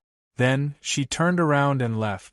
Not far away, the Qingtian guard was coming back with a handful of spices. Stop, stop. Don't come here. Don't come here. In the alley, the bearded boss fell on the ground and saw stars. He had just experienced a storm of punches and kicks. Damn it, how dare you sell poisonous mushrooms to our princess? Don't you know this street is under my protection? Only a kind-hearted person like the princess will believe you. But you want to tarnish her angelic kindness. Come on, beat this bastard to death. Don't come here. Punches and kicks, humph and ha-ha. Qingtian, today's harvest is very good. Then go back quickly. The queen will be very happy to know that you specially prepared dinner for her. The Qingtian guard turned around and smiled. The smile suddenly froze. At this moment, the girl fell to the ground silently. Fairski's expression changed slightly. At this moment, a black shadow suddenly appeared beside him. At the same time, a heavy blow struck the back of his head. His eyes instantly turned black and he fell down. Okay, take her back. Chapter 22-23. They were pushing each other, and one of them was even swollen, the 7 bearded dwarf brothers. I said it won't work. Why are you selling big mushrooms? Isn't it better to sell big bananas? Boss, stop it. I'm already swollen. I won't do it again. You deserve it. What should we do now? Snow White hasn't been captured. Our witch princess doesn't know anyway. Should we just pretend nothing happened? Boss is wise. Word after word, the 7 bearded dwarven brothers were always happy. Suddenly, they stopped in front of the manor's gates and stared with wide eyes. This was because there were 2 people who had fainted in front of the manor's gate. One was a young girl, and the other was a baby-faced guard. The 7 bearded dwarf brothers immediately looked at each other. Then, the whole family neatly pinched each other's cheeks, as if they had just woken up from a dream. It's Snow White. It's Snow White. We're rich. Marriage for peace. In the Hall of Ice and Snow, the Queen of Chilly Winter frowned slightly. Sitting below her was the Foreign Affairs Minister, who had just returned from receiving the Prince of the Kingdom of Early Spring. The prince intended to marry the Kingdom of Chilly Winter again. This was the news brought back by the Foreign Affairs Minister. Does the Kingdom of Spring really mean this? The Queen of Chilly Winter sounded doubtful. Balaam, the commander of the knights, was sitting quietly in the hall. He was also deep in thought. I'm afraid this isn't the unanimous opinion of the Kingdom of Spring. It's the prince's idea. The Foreign Affairs Minister said seriously, because of the first princess, because of the witch princess, the hatred between the 2 countries is almost unresolvable. However, if we can hand over the culprit while forming a marriage alliance with the Spring Kingdom, it might not be a bad idea. I believe the Prince of the Kingdom of Spring is also thinking about this. That's why he proposed the marriage for peace. This is really significant for the 2 countries to restore the old relationship. The Queen of Chilly Winter was silent. The Foreign Affairs Minister continued, Your Majesty, without the barrier of the blizzard, the Kingdom of Chilly Winter can't resist the cavalry of early spring. If a war breaks out, our country will be in danger. Only peace can allow Chilly Winter to survive until the next blizzard and protect Chilly Winter's peace for another 100 years. Therefore, I think, you can leave first. At this time, the Queen of Winter waved her hand and interrupted, I will consider this matter. You go and arrange a formal reception first. The Foreign Affairs Minister hesitated for a moment before he finally excused himself and left. The hall fell silent again. After a while, the Winter Queen rubbed her forehead and said, Balaam, what do you think of this matter? Balaam said, If this is the plot, then we can go with the flow. Of course, we can also prevent this from happening and make the conflict even more intense, causing a chain reaction. The Winter Queen seemed to have made up her mind. At this time, a guard hurriedly walked into the hall. He didn't have time to salute and said in horror, Bad news. Her Majesty, Her Highness the Princess has been taken away. The Winter Queen's expression changed slightly. She stood up abruptly. Her eyes glinted coldly as she stared at Balaam. I'll investigate this matter immediately, Balaam replied solemnly. Although it was a bright day, her mood was obviously not good. Even when she walked, there was a faint chill accompanying her. This wasn't the cold air of the winter royal city. Instead, it was a kind of desolate feeling that pervaded the air. It was the people's hearts that were trembling. The moment the door opened, the 7 bearded dwarf brothers shuddered at the same time. Even the burning fire seemed to be extinguished at this time. They all looked up and saw the owner of the manor, the former Chilly Winter Princess, walking in with a blank expression and taking off her hat. She didn't feel disgusted. It was as if she was looking at a dispensable grain of sand on the ground. She walked straight into the room. But as a professional lackey, the leader of the bearded dwarf brothers hurriedly rolled over and said excitedly, "Your Highness! Our Snow White has been picked up." The key was the verb picked up. No matter how much she ignored it, she had to stop at this time. "What did you say?" "We've brought Snow White back." The boss still looked like he had won the jackpot. He waved his hands and feet. "I don't know who was thrown at our door by Snow White. There. Look, I've tied them up." In front of the sofa, the three brothers on the left and the three brothers on the right. The dwarf brothers raised their hands at this time and spread out together.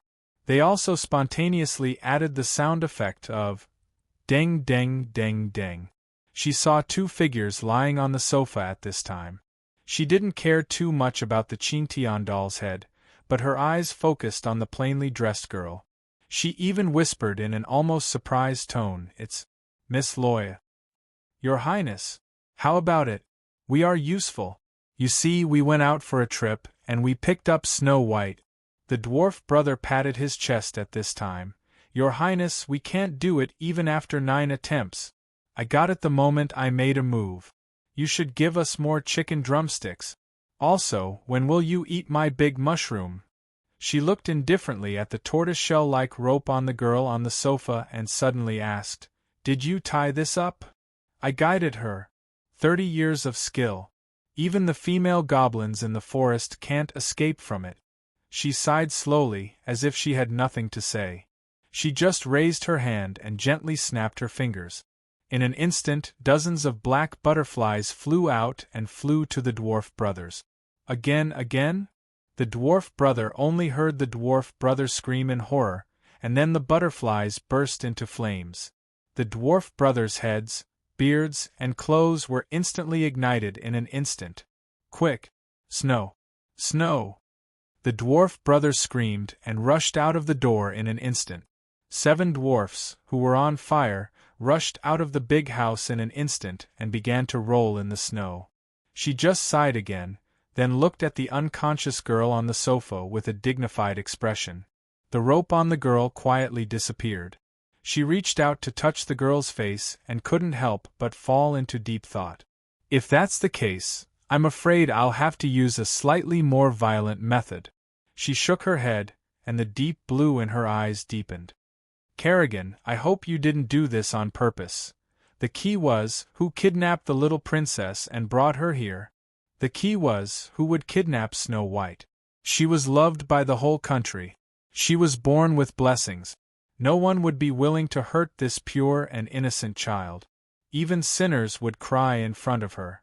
In the depths of the Snow Palace, the Queen of Winter was walking back and forth in front of a huge mirror. She found that the Book of Gaia had become chaotic at this time. Even with the Book of Gaia in her hand, she could not continue to spy on the other page world. Now, the Book of Gaia was more like an item that was temporarily sealed. This was much worse than when half of the Book of Gaia was violently torn away by Metatron. However, a Lilith had obviously repaired the Book of Gaia. Mirror, mirror, where is Snow White now? For this, the Queen of Winter had to borrow the power of the magic mirror in front of her. The magic mirror could know everything in the world, the past and the future. This was its setting in this world. A blue bird appeared on the mirror, and the voice of the magic mirror sounded, "Snow White is now in a very safe place." The Queen of Winter frowned.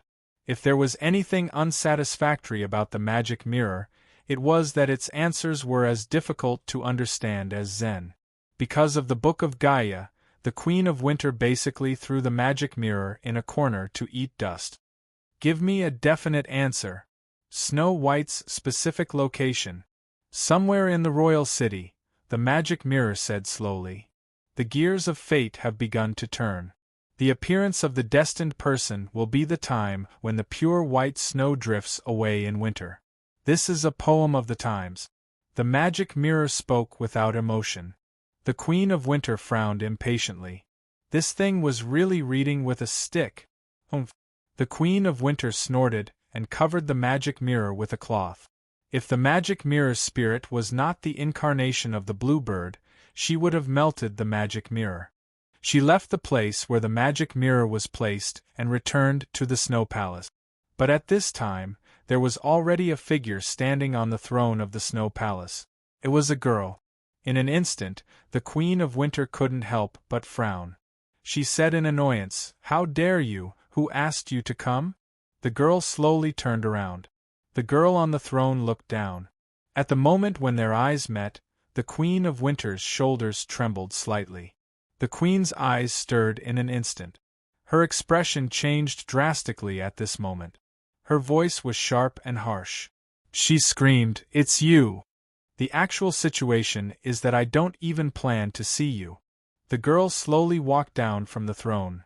Originally, for a loser who has long been annihilated in the void, there is not much remaining value to be extracted.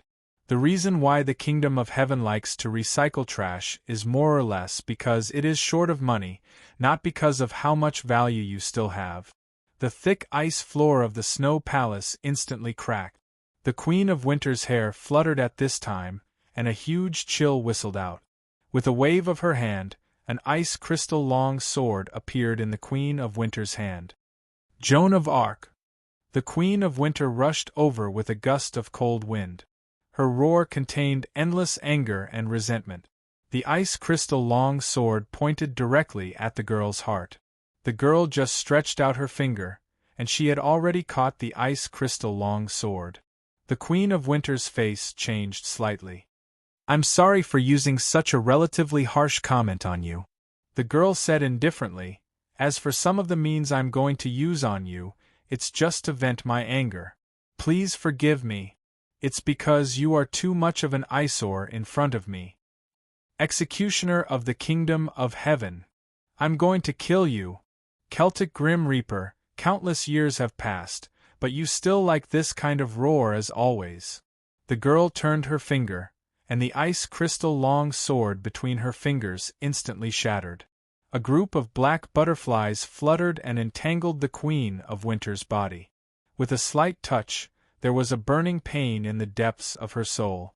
The pain aroused the fear hidden in the depths of her memory, the terrifying figure who had single-handedly slaughtered his way into the god's kingdom and annihilated all the gods like an executioner. Right in front of me, right in front of me, right in front of me! Joan of Arc, I want you to die. Resisting the burning of her soul, the Queen of Winter's eyes were red at this moment, and her skin burst with cracks. What plan? What calculation? What design? It doesn't matter. The important thing is, I want you to die. I want to see you die in front of me. Raising both hands, a golden book instantly appeared from the Queen of Winter's hands.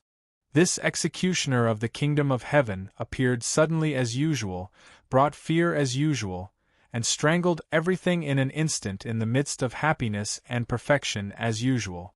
Without warning, the one who made the smile stiffen in an instant, and the one who shattered the beautiful moment in an instant. It's her, it's her, it's her. Is this what you rely on to control everything? The girl's gaze condensed slightly on the golden book, and she said indifferently, "But now it seems that it doesn't seem to listen to your orders." Book of Gaia, indeed, had fallen into an uncontrollable state since the sudden acceleration. The Queen of Winter knew this very well. But at this moment, her anger made her recklessly pin all her hopes of revenge on the Book of Gaia. She suddenly calmed down as if she could no longer feel the burning of her soul. She even showed a strange smile. "You know, I have thought about similar situations countless times since I woke up in the Kingdom of Holy Light." The girl frowned slightly. The Queen of Winter's eyes suddenly became crazy. "Then let me bury all of this." With that, under her fierce and determined gaze, the Queen of Winter ignited her soul and crashed into the Book of Gaia. She wanted to detonate the Book of Gaia. Even if she couldn't detonate it, she wanted to cause huge damage to the Book of Gaia, so that the page world in the Book of Gaia would fall into a state of rebellion and uncontrollable. Naturally, it would also include the winter world that she had been operating for a long time. As for the agreement with her collaborator, the Lily, she obviously couldn't care about it and didn't need to care about it. Do you still want to self-destruct? The girl's fingers moved slightly.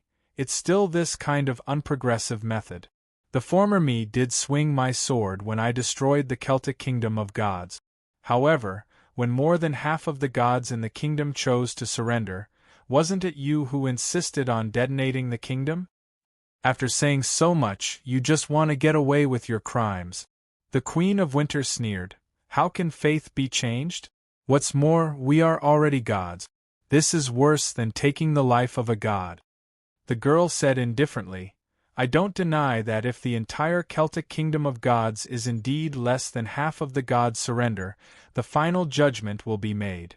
After all, to me, you are no different from trash. Please forgive me for my harsh words. Without the master around, she couldn't control herself. The black flame burned the hall. The moment the Queen of Winter's soul burst, the violent flame turned into a black dahlia and covered it. The hall suddenly darkened. The Queen of Winter fell to the ground weakly. The Book of Gaia fell to the ground. The girl walked over and picked up the Book of Gaia directly. I suddenly feel that you may still have some remaining value that can be squeezed out. The girl chuckled and said, Do you want to get the power to deal with me? You just need to use your despicable soul to exchange for it. The Queen of Winter's eyes were dull. Are you the devil? Trafford's Investors Club will continue to be updated in the new book pavilion. There are no advertisements in the website. Please bookmark and recommend the new book pavilion. If you like Trafford's Investors Club, please bookmark.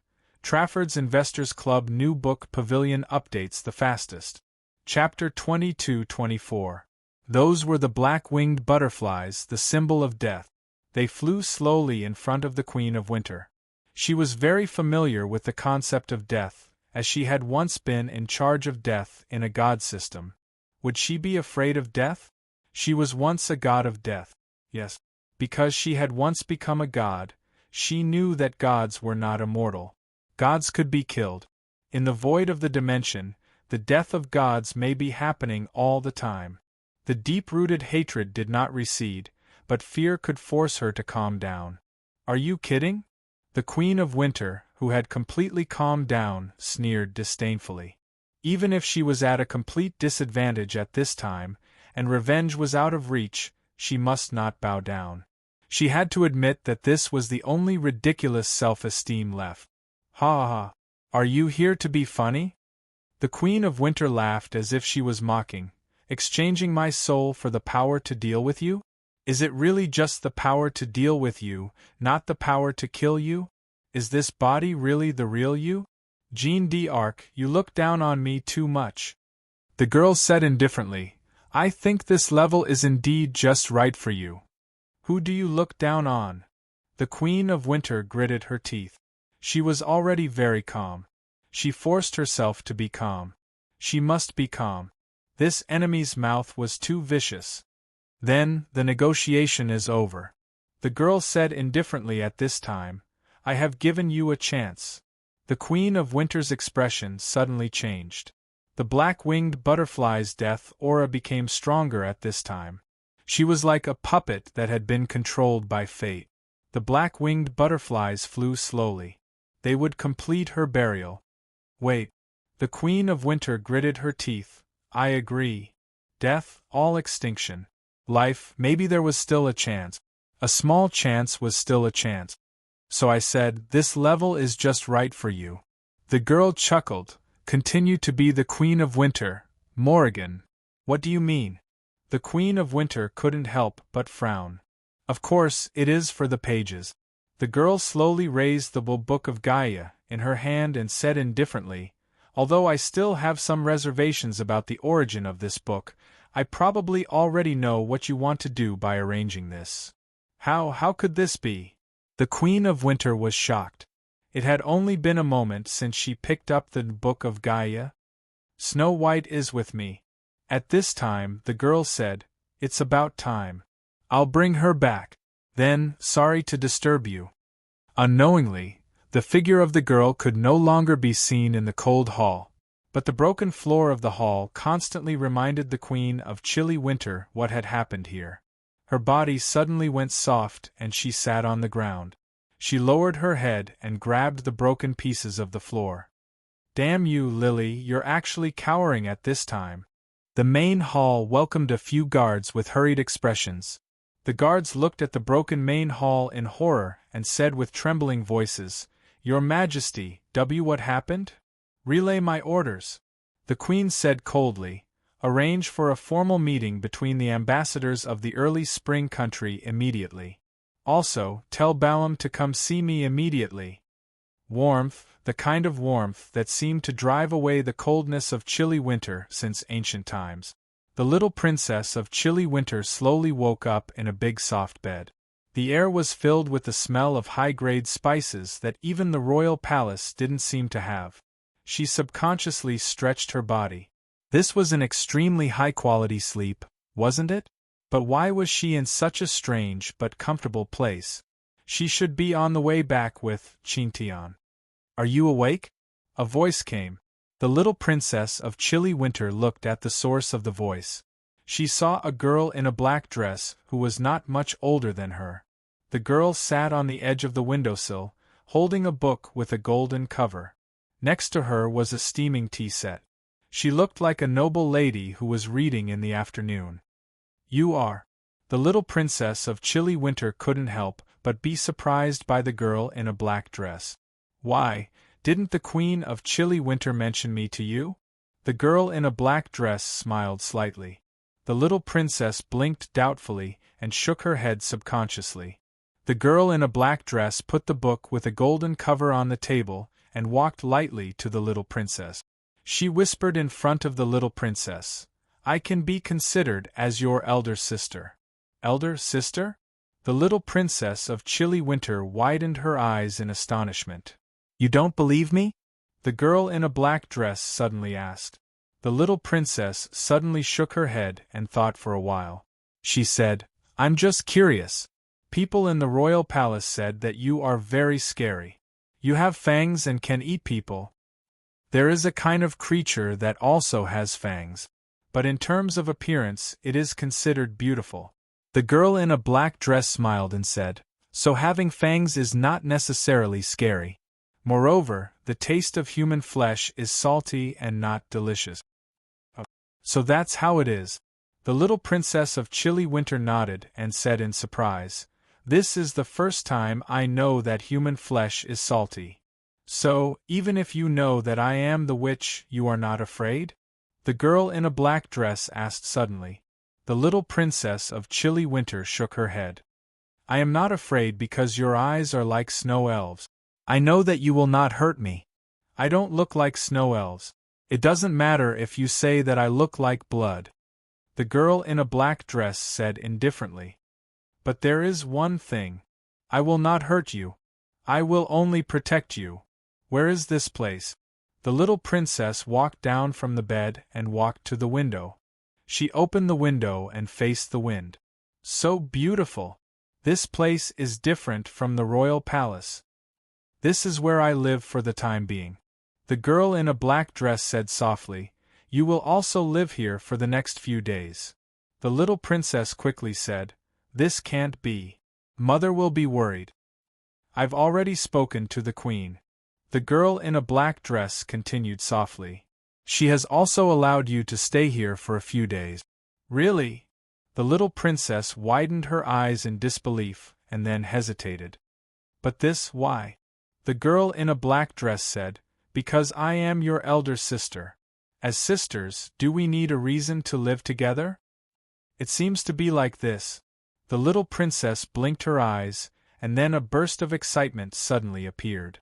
She said with expectation, "This is the first time I have spent the night outside the royal palace.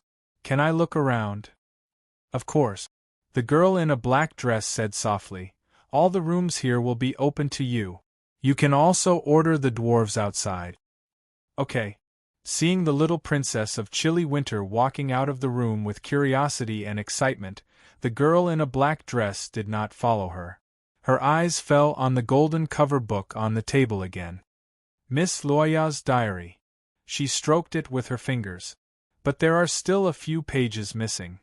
With that, she closed the book again and pressed her palm directly on the cover. The world in the book was chaotic, like a pile of scattered building blocks. It needed to be sorted out again to restore its original order. It may be because the process of collecting the pages was too rough, or it may be because the Book of Gaia had been used in an incorrect way. She actually didn't know the right way to open it, but her intuition seemed to be guiding her. This was a gift from a higher level of life to her. It was infinitely close to the state of being born with knowledge. It seems that the workload is not small. The girl in a black dress said thoughtfully, 3 days should be enough. Outside the window, in the snow-covered courtyard of the mansion, the chilly winter princess was curiously walking to the bearded dwarf brother who was rolling in the snow. The little girl asked in an innocent voice, "What are you doing?" "Snow White. Snow White. We are rich. Holy Land." After careful consideration, Lady Nan decided to change into a Senior Yulia's avatar again. She floated in the wind above the Holy Land mainly because it saved her energy. Anyway, she didn't know where a Senior 11 was at this time. She could only try her luck everywhere. This is Senior 11? A Senior Yulia couldn't help but blink, wondering if her luck was back. Senior. On the street, Madanzo, Barbaria, and another guy in a black robe were quickly passing through the street. Madanzo even looked at a particularly exaggerated sniper-like weapon. "Senior. It's me. It's me." The moment the voice sounded, Madanzo's face changed slightly. She looked at the person waving at her. Who else could it be but Senior Yulia? Metatro's face was filled with gratitude, and he strode toward Senior Yulia. Senior Yulia also opened her arms, and it had been a long time since they last saw each other. "Senior. Newcomer. Senior. Newcomer. Senior?" Her shoulders suddenly sank, and she couldn't help but bend down. At this moment, Madanzo nimbly stepped over her. Senior Yulia couldn't help but blink. Beside her, Barbaria and the guy in the black robe also passed by Yulia one by one without stopping. The senior sister immediately felt that something was wrong. She saw a figure approaching her at a terrifying speed. When she focused her eyes, senior sister, Yulia, seemed to have ascended to the heavens in an instant. The uvula in her throat was almost tied up. "Sword. Sword King General. Why is this guy here?" A man in white clothes with a white sword in his hand moved swiftly like a dragon. It was the King Sword General Dijuan. Senior Yulia's heart collapsed as she roared, F***CK, and instantly caught up with the people who had already run far away. "You? How did you guys provoke this monster?" Yulia almost cursed out loud. "If I had known this would happen, I wouldn't have come down to meet them." It's a long story. The audience doesn't like to hear it. Just accept this setting. Madanzo quickly opened and closed her mouth. "Barbaria is injured?" Only then did the senior notice that Barbaria's face was a bit pale. He even covered his abdomen with his hand, and blood kept flowing out. "This guy in white is a bit difficult to deal with." Madanzo couldn't help but sigh. "Fortunately, this guy in white is a bit strange. Otherwise, he would have caught up with us. Look, he's picking up trash again. The King Sword General Dijuan, the sharpest sword in the world, has his eyes on us. We can't escape." The guy in the black robe suddenly said, "It's good that one of us can escape. There's no need for all of us to die here. It's worth it to be able to see the sunlight of the Holy Land again. Remember what I said. After I die, find the successor of my will." "Good. You're indeed a great hero. You're selfless," Madanzo praised. "I'll remember you. Then, I'll leave the heavy responsibility of blocking the guy in white to you." Next year, I'll definitely sweep your grave. Trust me. I'm a man of my words. The guy in the black robe glared at Madanzo fiercely. He gritted his teeth and said, "Remember what you said." "Senior, I have an idea," the senior said quickly. "An idea?" Senior sister, Yulia, didn't say anything at this time. She just waved her hand and patted a trash can on the street when she passed by it. Then, she rushed to another trash can in front and waved her hand and patted it again. No one knew what she was going to do. They didn't care about what she was going to do. This was because the King's Sword General had already appeared in front of them. The sword light was piercingly cold. This was a terrifying opponent that made Barbaria, who was once the runner-up of the Holy Land swordsmanship competition, unable to draw his sword. To be able to die in the hands of the King's Sword General as a swordsman, it should be the greatest honor. However, Barbaria still pulled out his sword. The light blade slowly spat out. The King's Sword General looked at Barbaria and said calmly, "You can barely do it. It's a pity that you have too many distracting thoughts."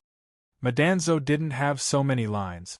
The big weapon that she took from Queen Angelique had been adjusting and charging. It was already at the maximum power and could be shot at any time. He was just waiting for the best opportunity to attack.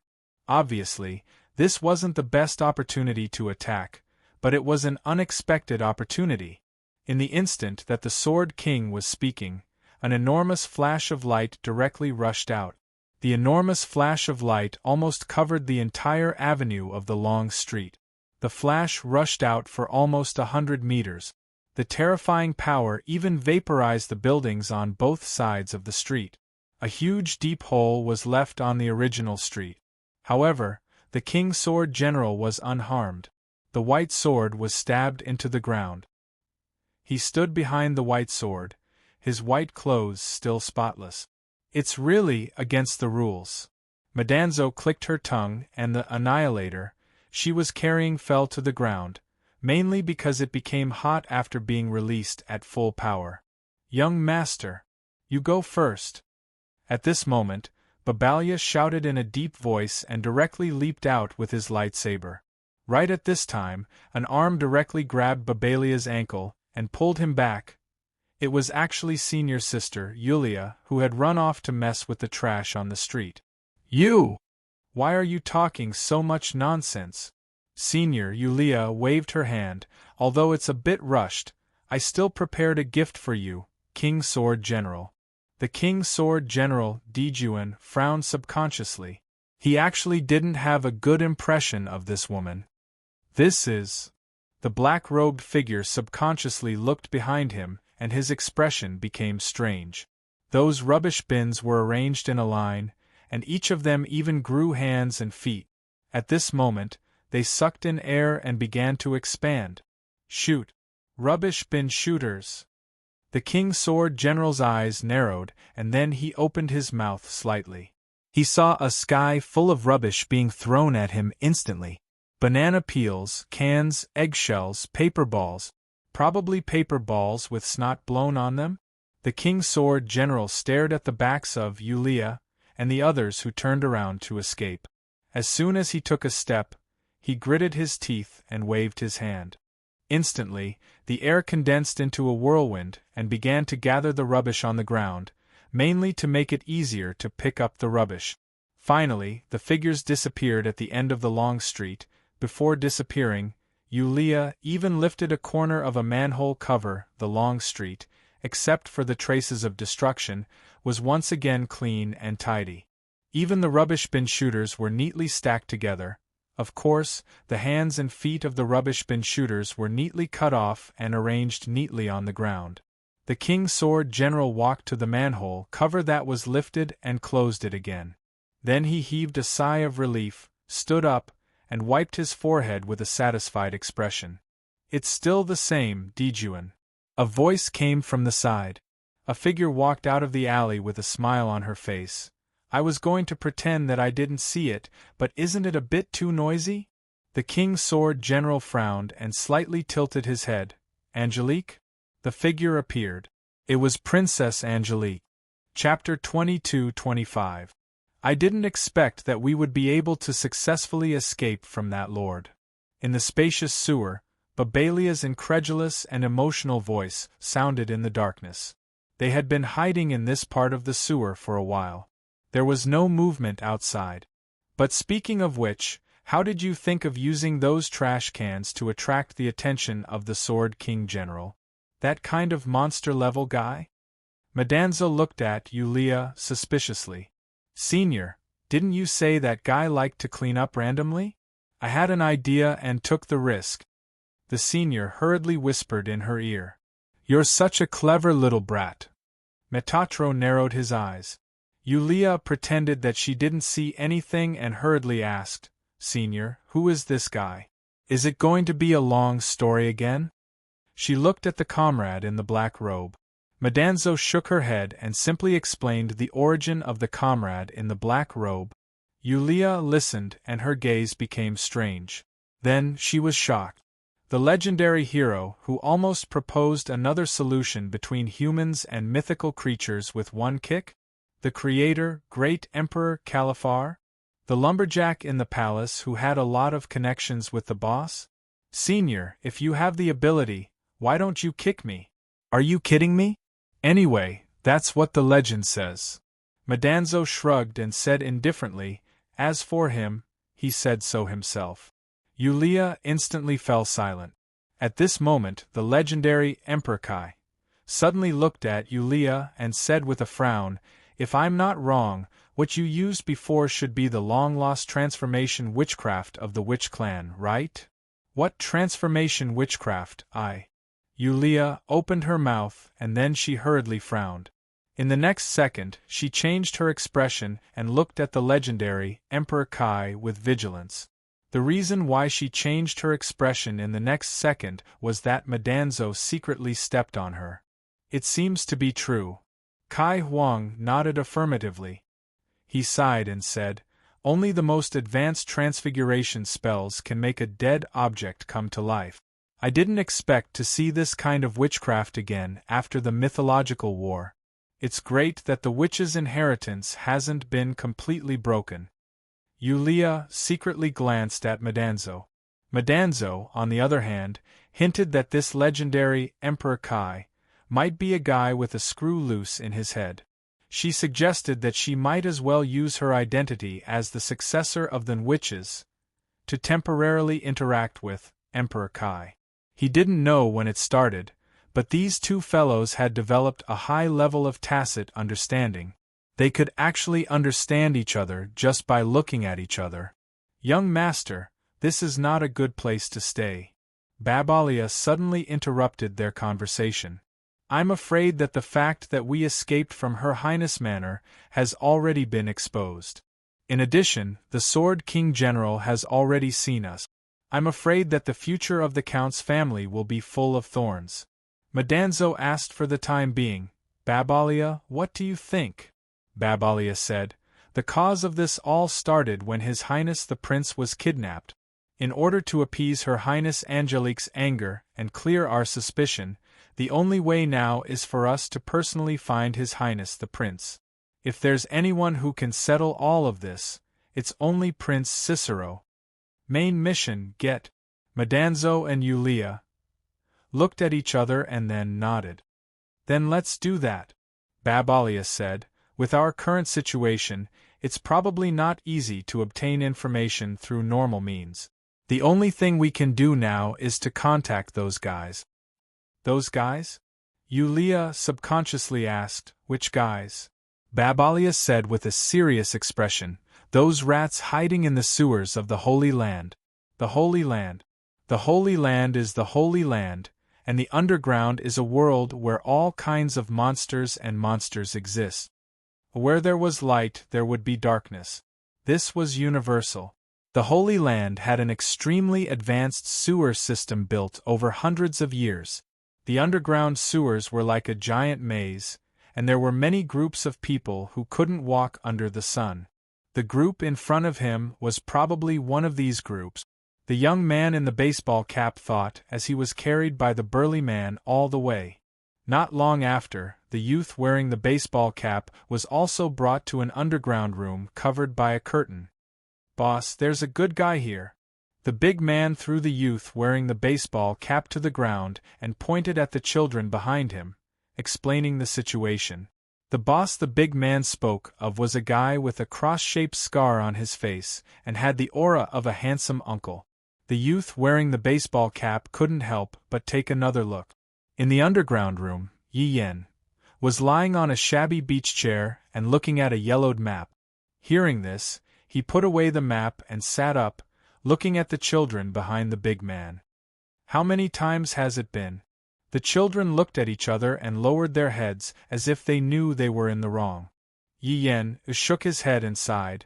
"I won't hit you, but if I leave you alone, who knows what you'll do next time. Do you really want to join us?" "Boss, just take us in. We've already grown up and can do big things. You can only do small things now." Yi Yen's boss laughed. The children's faces instantly turned red. Yi Yen's boss waved his hand and smiled. "How about this? I'll temporarily set up a reserve group for you today. The reserve group will coordinate with us and mainly do some logistical work, but you have to obey the management. When you're officially adults, based on your performance, you can be promoted to official members." "Really?" Yi Yen's boss smiled and said, "After all, I don't want you to do big things every now and then. It's settled then. You can think of the name of the reserve group yourselves. Jaeger, bring these children out first." "Okay, boss," the big man replied and pushed the children away as if he was herding sheep. "Uncle, we're part of the reserve group now, be polite." Okay, reserve group. Reserve group, we don't even have a name yet." "We've already thought of it, we'll call it the Wind Youth Group." "But it doesn't sound good? How about Storm Chaser?" "You can call it whatever you want, are you leaving or not?" The voices gradually faded away. Yi Yen's boss just smiled and then looked seriously at the young man in the baseball cap who had been sitting quietly on the ground. Their eyes met. Yi Yen's boss suddenly walked in front of the young man and squatted down. A small knife appeared in his hand as if by magic, and he untied the young man's hands that were tied. "Looking at how calm you are, I don't think we scared you." Yi Yen's boss chuckled and then said indifferently, "I wonder why the Radiant Moon Clan's big shot came to this place. We don't have anything to offer in a place like this." The young man in the baseball cap blinked and said, "In such a situation, does that mean there are people from the Radiant Moon Clan here?" Yi Yen's boss didn't answer directly. Instead, he suddenly looked behind him and shouted, "Tomorrow." He saw a little girl with her eyes closed. She had long silver hair and slightly black hair. At this moment, she seemed to be slightly nervous as she grabbed the wall and slowly walked out. The moment he saw the little girl, the young man in the baseball cap seemed to understand. "I see mixed blood." "That's right," Yi Yen's boss said indifferently. "Tomorrow is a mixed blood of the Radiant Moon Clan.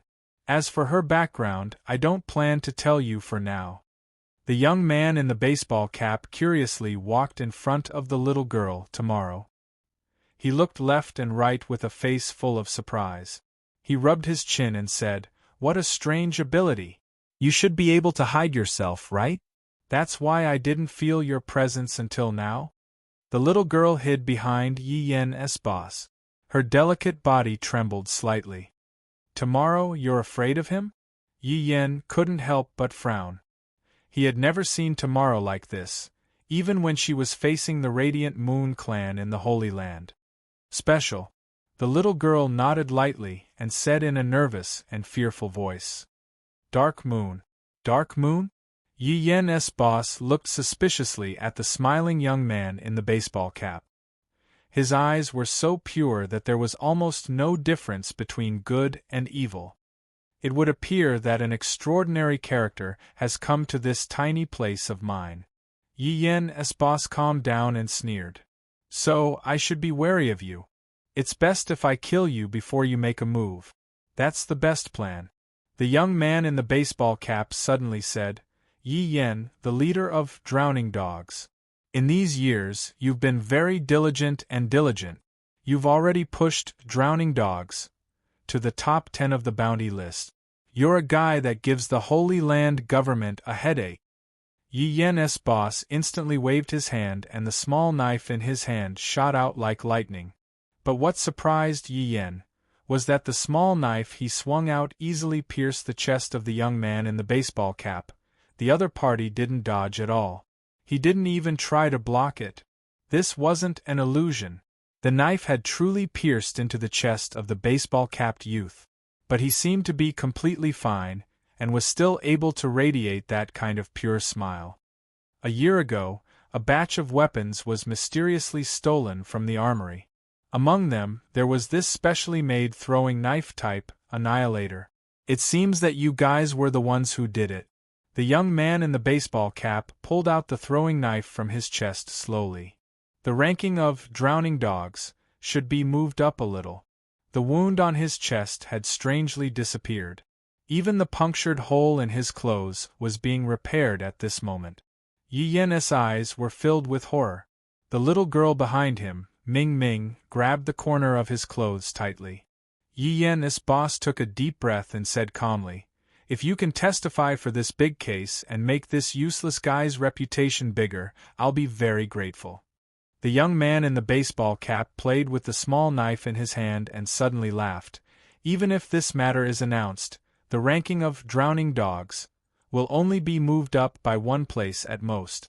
For things like the bounty list, it's meaningless if you don't reach the top."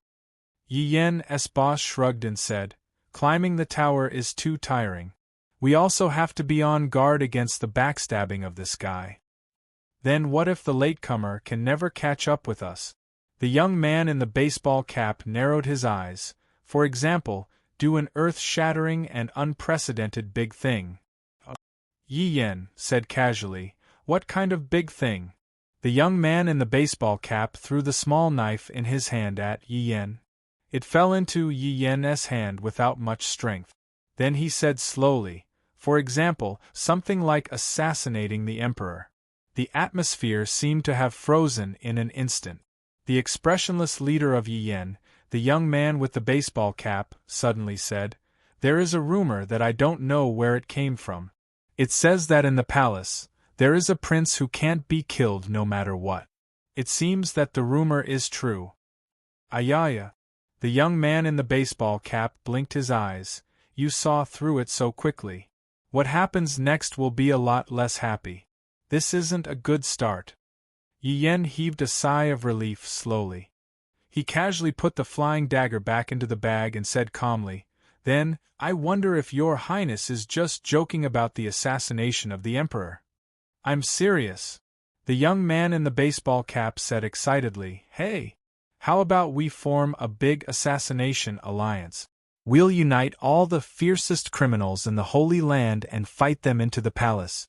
This is a revolution." This guy, Yi Yen, couldn't help but re-evaluate this young man in front of him. His eyes were still pure and there was no good or evil in them, but his smile was like a devil's at this moment. A shiver ran down Yi Yen's spine. A drop of cold sweat quietly slid down his temples. "He's serious." A sudden realization appeared in Yi Yen's mind. At this moment, a slight vibration came. It seemed to come from the ground. Yi Yen frowned and hurriedly opened the curtain and walked out of the basement. What happened? Outside, the members of Drowning Dogs were in a hurry. Soon, a young man hurriedly walked in with a frightened expression. "Boss, it's not good. The Purging Knights and the Royal Knights have activated that weapon." The young man swallowed and said, "The Holy Land has officially entered the 3rd level of alert." "That weapon?" Yi Yen's expression changed drastically. He said in disbelief, "They really activated that god-destroying weapon? Why, even if it's to find the prince, it's not worth it." The young man said, "The clown has just announced that at noon tomorrow, he will behead Prince Cicero." Chapter 22-26. The time was tomorrow at noon when the sun was at its highest. The location was not specified. However, the flyers used to announce the news were scattered all over the streets of the Holy Land like snow. The purging knights wanted to suppress the news, but they couldn't do anything about it. God-destroying artifact. The ultimate weapon of the ancient era. It was the most powerful weapon in the battlefield between humans and mythical creatures. It wasn't an exaggeration to say that it was the cornerstone of victory in the mythical war. So that's the God-destroying artifact. In the sky above the Holy Land, there was a huge object floating. It was like a whale swimming in the sky, and its body was black and silver. Around this huge, God-destroying artifact, there were a shocking number of floating cannons. The king of the sky, a Leviathan, requires at least 10,000 people to control it. It's one of the 3 ultimate, God-destroying artifacts in the royal family. Babalia's solemn voice sounded. They were hiding in a narrow alley, and beside them was a manhole that had just been opened, Madanzo and her group. The narrow sky above them was almost covered by this huge object, and this part of the Holy Land seemed to have ushered in darkness. Yulia looked at the haze in the sky in disbelief, and she suddenly felt helpless. This thing definitely wasn't something that humans could resist. Compared to the Leviathan, the giant in the underground temple that she created in the Wraith world was like a child. It won't take long for this thing to completely raze the Holy Land to the ground. Could it be that if Prince Cicero doesn't come out, they're going to directly blow up the entire Holy Land? Senior sister Yulia rubbed her forehead and said, "Holy Land?" At this moment, Emperor Kai suddenly sneered and said, "Do you know that the so-called Holy Land has moved more than 5 times since the mythical creature war ended? Pure-blooded nobles, enjoy the support of all humans. The world is so big, so how can there not be a second or third place that is suitable to be turned into a Holy Land? Also, by using the God-destroying artifact, it shows the royal family's attitude. Won't compromise." Madanzo shook her head and said thoughtfully, "It seems that the so-called world Prince Cicero isn't as important as we thought. No, this is a psychological battle." Emperor Kai said in a deep voice, "Let's see if strange thief clown really won't show up. When the time is up tomorrow, we'll execute Cicero." Yulia asked with a frown, "What if he really doesn't show up and completes the announcement? Then, Leviathan will really raze the entire Holy Land to the ground and bury the people of the Holy Land." Kai Huang snorted coldly. To the founding emperor, be it pure-blood nobles, commoners, or demi-humans, they were all playthings that he could create as long as he had enough time. "Quick, look!" Babalia suddenly pointed with his finger. That was the airspace used by the Holy Land to park airships. At this moment, a luxurious airship was rapidly leaving the airspace and heading towards the Holy Land. Immediately after, a huge beam of light tore through the sky, annihilating the entire airship without leaving behind any remains. "That seems to be the airship of Count Donglio's family." Babalia gasped. "A pure-blood count's family? What's that above your head?" Yulia's expression changed slightly. "You have one too." Madanzo frowned and looked above her head. "I have one too? This is a death mark." Emperor Kai said calmly, "This is the ability of the King of the Sky, a Leviathan. It can indiscriminately mark all living things within its detection range, and then use the floating cannons to accurately attack them." Everyone's expression changed drastically. Emperor Kai said calmly, "But you don't have to be too scared. After all, as long as you run fast enough, they won't be able to hit you." Babalia hurriedly said, "Young master, I heard that pure-blood noble's coat of arms can remove this mark. Hurry up and get rid of it. I'll think of another way." Madanzo shivered and said with a solemn expression, "Babalia, we've already come to this point. Do you want me to abandon you and live alone? If we live together. If we die together. There should be a limit to shamelessness, okay?" Yulia rolled her eyes at Madanzo. "Young master!" Babalia shouted excitedly. Madanzo continued, "I'll hold on until the last moment. I can't let you bear the danger of death alone. Babalia, you've always been taking care of me. At this moment, let me do my best to share some of the burden with you. Young master. The noble's deacon's eyes were red and emotional. Babalia. Young master. Babalia. This should have been a very touching scene. However, Emperor Kai frowned and muttered, "Why do I feel that this brat isn't a good person? Be more confident. Get rid of your feelings." Yulia said softly. The last descendant of the witch clan. Emperor Kai patted her shoulder and said, "I once fought with your ancestors against the royal family of Radiant Moon. Your ancestor, Witch of Rain, saved me back then. This time, it's time for me to repay the kindness of those years. Even if I have to sacrifice my life, I'll ensure your safety. I heard that you're carrying a metal dragon bone with a sealed power." Senior sister, Yulia, didn't feel any pressure at all. She gratefully accepted this gift that didn't exist. "Young master, maybe there's someone who can help us." After the excitement, Babalia said very calmly. Metatro blinked. He knew that he would be able to unlock more Z and more storyline quests by increasing her favorability. "Who?" Yulia asked curiously. "The Demoness of Chaos under the Sacred Land." Babalia took a deep breath and said, "Even the creatures living in the underground world of the Sacred Land don't dare to come into contact with a terrifying, taboo existence."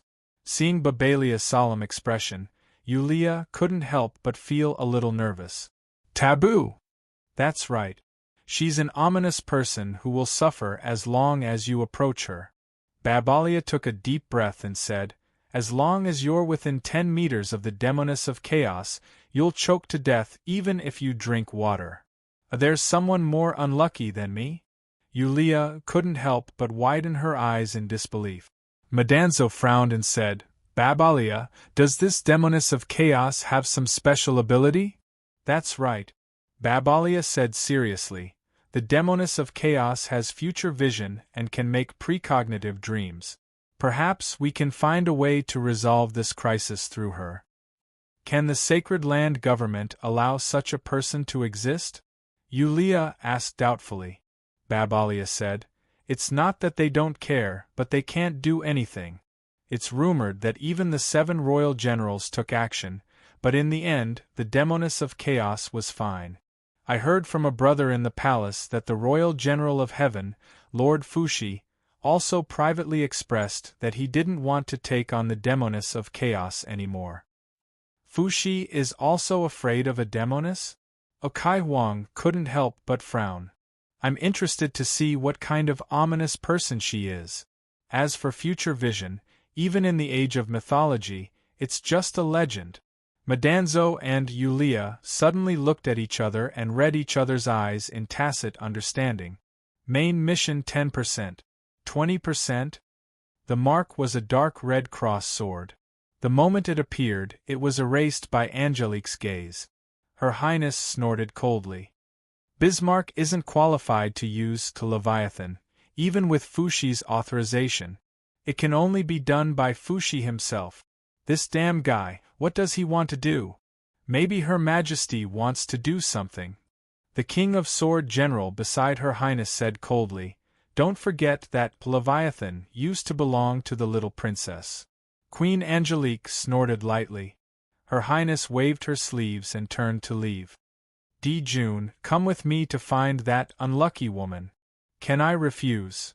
The King of Sword in White said expressionlessly. Angelige glanced back with a cold glint in her eyes. A golden emblem was faintly discernible on her forehead.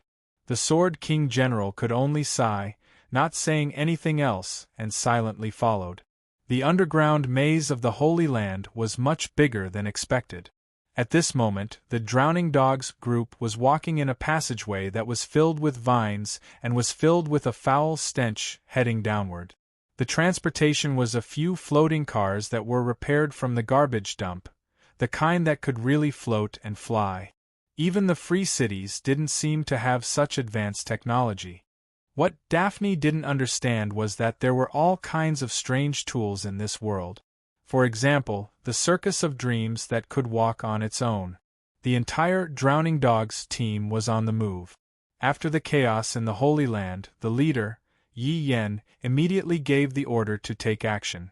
Kaliana, do you know where we are going? Daphne couldn't help but ask in a low voice. I heard that we are going to find someone. Kaliana shook her head. That leader doesn't seem to have the patience to explain to you right now. Daphne nodded and didn't say anything else. Instead, she silently sat in a corner and subconsciously touched her lower abdomen. I shouldn't have believed Kaliana so easily. Daphne sighed inwardly.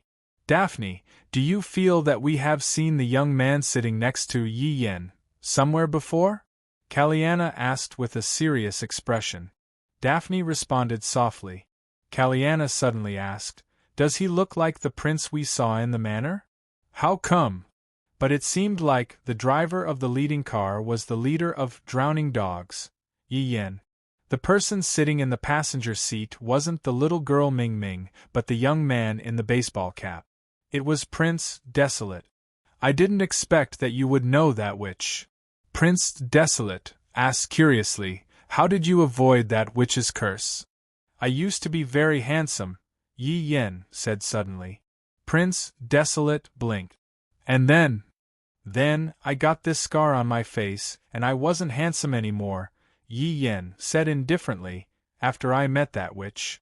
Prince Desolate blinked and said, But I think you are very handsome now, right? Yi Yen didn't continue the conversation. He just focused on driving the car. Soon, the team drove out of the vines and stinky tunnel and came to a bright place. If the entire sewer world was like a stinking hell, then the space in front of him was like an immortal paradise. The surroundings were filled with glowing plants. In this underground world, there was actually a peaceful and tranquil tree.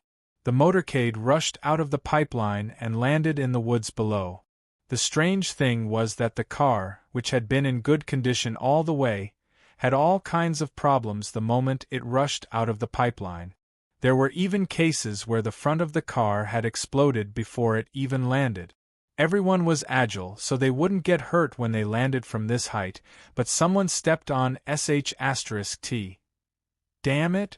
Why do I have a strong urge to go to the toilet as soon as I land? Seeing that everyone was in trouble, the Yi Yen leader said directly, From here, the deeper you go, the more unlucky things you will encounter. But don't be afraid. Usually, no one will die. Everyone, follow me. Don't get lost. Although this forest can make people have bad luck, there will be a lucky road among all the roads. No one will die. I've walked on it. No one will die. With that, the Yi Yen leader took the lead and walked into the forest. Seeing this, everyone had to follow him anxiously. Prince Desolate followed behind Yi Yen with a relaxed face and suddenly said, I see. The amount of unlucky things is fixed. The more people there are, the less unlucky things they will get. No wonder you took everyone with you. Why didn't you take everyone in your camp with you? That's too slow. It's fine as long as they can bear it. Yi Yen said indifferently, Also, do you really think that the amount of unlucky things here is fixed? Prince Desolate shrugged and said, I don't know. I've never been here before. Yi Yen said slowly, The amount of unlucky things depends on the mood of the witch inside. If she's happy to the extreme, the unlucky things will become infinitely big. So, the witch's mood now, Prince Desolate was startled and said, is quite bad. Probably. Yi Yen nodded in a bad mood. It was naturally not a good thing that the person he wanted to ask for help was in a bad mood. You bullied me. You deadhead, big bad guy. I'm not going to talk to you anymore. I'm not going to talk to you anymore. In the depths of the forest, there was a dense mist. In front of a unique wooden house, a figure suddenly broke out of the door with his face covered. Then, he directly fell on the street. His forehead even hit a small sharp stone, and his head instantly broke. Why am I so unlucky? he cried with an aggrieved face. End of this chapter. Chapter 22-27. Rumble. Suddenly, the whole place shook. The sharp sword light destroyed all the filth on the way. Finally, the passage became extremely clean, as if it had been scraped by a scraper. Princess Angelique covered her mouth and nose with a handkerchief, walking through the cleaned passage with a slight frown. The King of Sword was clearing the way ahead. Obviously, this job was very suitable for him. Suddenly, the King of Sword stopped. Someone has been here. They should have just passed through.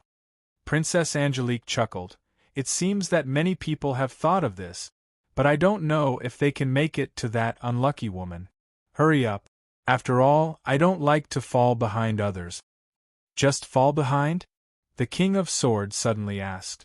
Her Highness said indifferently, You can see it clearly later.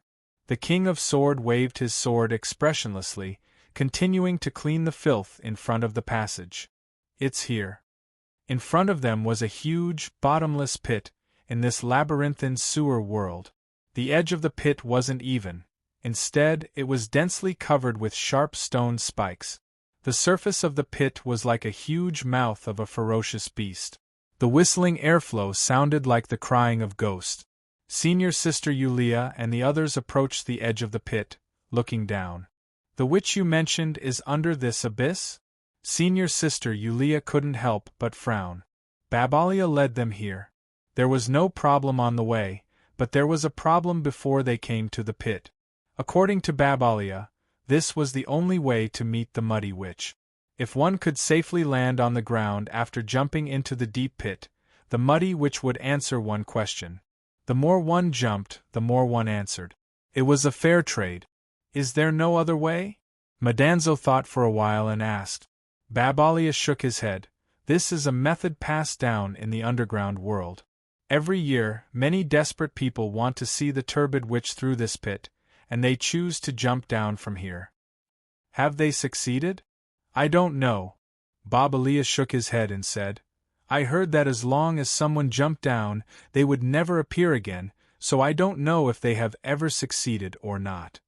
Yulia said suspiciously, since no one has ever confirmed it, who knows if this witch's vision of the future is real or not? Babalia frowned as he looked at Senior Yulia. He said coldly, regardless of whether it's true or not, the royal general's crusade against the witch did happen before. Even today, the legend of the witch still exists. The senior sister shook her head and said, Let's just treat this as a bottomless abyss. With the Empire's technology, it's unlikely that people will fall to their deaths. After all, this isn't the barbaric era. Babalia didn't say anything. He took out a pistol-shaped annihilator from his pocket and took out a crystal the size of a fingertip from it. The God-Destroyer crystal is the source of all power. After saying that, Babalia threw the crystal net into the pit. The crystal that was emitting a faint light dimmed the moment it fell into the pit's horizontal line. Madanzo and her senior looked at each other. Someone once did an experiment with a rope. Babalia said calmly, Once you enter the pit, everything will stop, including your thoughts. The experiment lasted for 5 hours, but after the person was pulled out, it felt like only a few seconds had passed. Senior Yulia didn't believe it and reached her hand into the pit. The moment she put her hand in, she lost all feeling in her hand. She had no choice but to pull her hand back. What's going on? Madanzo asked with a frown. It's strange. Senior Yulia shook her head and said, If it wasn't for the fact that there was no other way, I wouldn't have chosen to jump down. Madanzo thought for a bit and said, Babalia, since you brought us here, there must be some other way to solve the witch. Is there something you haven't explained? Babalia nodded and said, There is indeed a way that can allow people to reach the end safely. Very few people know about it. I only saw it in the records of the Golden Clan's secret cave. That's why I can do it. However, this is the first time. You're from the Golden Clan? Emperor Kai looked at Babalia coldly with a sharp gaze. Babalia nodded in a neither servile nor overbearing manner. Emperor Kai coldly snorted and said, "Traitor." Babalia didn't reply. He just looked at Madanzo and said, "Young master, there's no time to lose. Please believe in me, I will definitely let you reach the end safely. You won't have any problems jumping into this pit." Madanzo didn't say anything. No one knew what she was thinking. Emperor Kai said calmly, "Little brat, don't worry and jump down. Since this guy said that there won't be any problems, then there won't be any problems. After all, this is an opportunity that he exchanged with his life." "Senior Emperor Kai?" Yulia looked over. Babalia's expression changed slightly. Emperor Kai sneered and said, "If I'm not wrong, this pit is the mouth of the giant serpent of mortal world, right?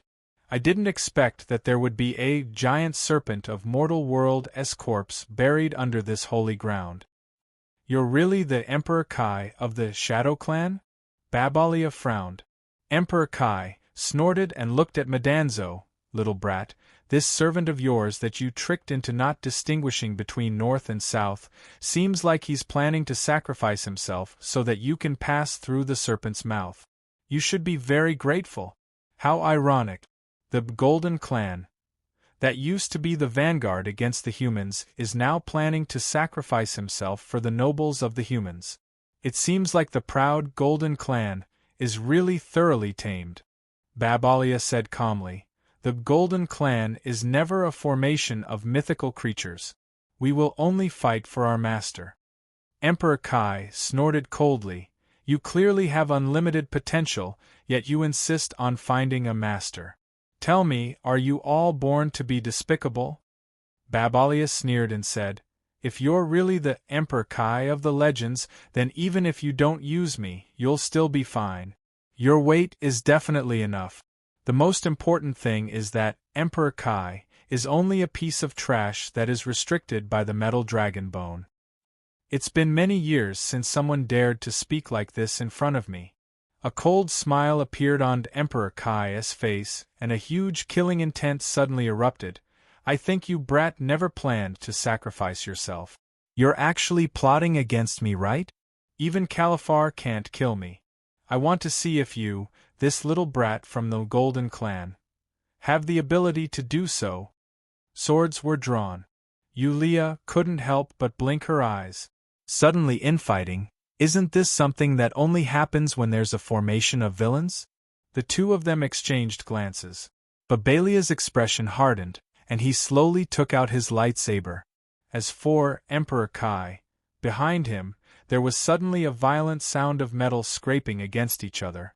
The metal dragon bone didn't break, but it was shaking violently. "Stop arguing." At this moment, Madanzo's voice suddenly sounded. They saw that he had unknowingly walked to the deep pit, pinching his sleeves and putting his hand into the deep pit. Everyone looked at him. Madanzo shrugged. "I think I've thought of a way to go down." After saying that, Madanzo suddenly jumped lightly and directly jumped into the deep pit. "Young master!" Seeing this, Babalia couldn't help but cry out in alarm. Without thinking, he rushed forward, looking as if he was going to jump in as well. But in that instant, a blinding light suddenly shot out from the deep pit. The powerful light instantly illuminated the entire area where the deep pit was. "This seems to be the Radiant Clans." Emperor Kai blocked the light with his hand, but his eyes were full of surprise. The light pillar that shot up to the sky slowly dissipated. At the same time, Madanzo climbed out from the deep pit again. He patted the dust on his shoulder and said indifferently, "Now it's okay. I mean, go down normally." "What did you do?" Emperor Kai looked at Madanzo in disbelief. Madanzo said indifferently, "It's nothing. I just purified a certain soul that refused to leave. Probably it's the soul of the so-called giant serpent of mortal world that you mentioned?" Emperor Kai was instantly bewildered and didn't say a word. Babalia quickly took out another crystal and threw it into the deep pit. The crystal continued to shine and fall until a long time later, it disappeared. He used his lightsaber to condense a light blade, and the light blade pierced into the deep pit without any difference. he said in surprise and joy. Without the curse of the giant serpent of mortal world, there are so many ways to go down. Young master. Well, go and prepare the tools. Madanzo waved his hand and ordered. Senior Yulia left at this time, and asked quietly, Senior, what happened to you? Madanzo whispered, The power that imprisoned me was offset by the power of the giant serpent's curse, so there was a short gap, but it was enough for me to purify it. That is to say, Senior, you're now, in the forest that was like a paradise. The turbid witch, who was applying a wound patch on herself in the mirror, suddenly raised her head. She looked at the peaceful underground sky, and couldn't help but frown. The curse was broken? Ooh. Crack. At this time, a large number of cracks appeared on the mirror in her hand, and it directly broke into pieces. Of course, it wasn't because of the ugliness of this witch, but because the mirror exploded by itself. Instantly, the turbid witch's face changed slightly. She quickly stood up, lifted her skirt, and was about to run into the house. At this time, a small flying knife was nailed to the pillar in front of the house like lightning. The turbid witch was startled, and she stepped on herself and fell down again. This time, her chin directly hit the steps in front of the house. It was painful to look at, but Miss Witch didn't seem to have the time to feel pain. She stared at the knife on the pillar and was distracted for a moment. She suddenly stood up and looked outside the fence of the house. She instantly sucked in a breath of cold air. Don't come over. Outside the house, the Drowning Dog group appeared. Just like the name of their group, almost everyone was in the same miserable state as the Drowning Dog group. The leader Yi Yan's body was covered with various injuries of different depths. He was even barefooted at this time. Only the young man in the baseball cap looked fine, except for his dirty clothes. Thank you for taking care of me. Yi Yan walked directly into the courtyard in front of the house and came to the turbid witch. The turbid witch climbed up the stairs, and her body was pressed against the door of the house, shivering. The leader Yi Yan pulled out the small knife from the pillar, and a charming smile appeared on his face. Long time no see. Miss Ing. I won't listen. I won't listen. I can't hear anything. I can't hear anything. The turbid witch covered her ears and kept shaking her head. I don't know anything, don't ask me, go die far away. The witch even covered her head and squatted down. Seeing this scene, the members of the Drowning Dog group couldn't help but look at each other. Is this the legendary turbid witch who is extremely terrifying in the underground world? Was there a mistake somewhere? She seems to be afraid of our boss? The leader of Yi Yan suddenly squatted down and said something to the turbid witch. The turbid witch, who had been avoiding the topic, slightly loosened her hands from her ears, and then frowned. After a while, the leader of Yi Yan waved his hand, and the little girl, Tomorrow, slowly walked over. When Tomorrow walked to the front of the witch, she was instantly embraced by the witch, and crazily stroked. The little girl, Tomorrow, shivered and showed a pitiful look, asking for help.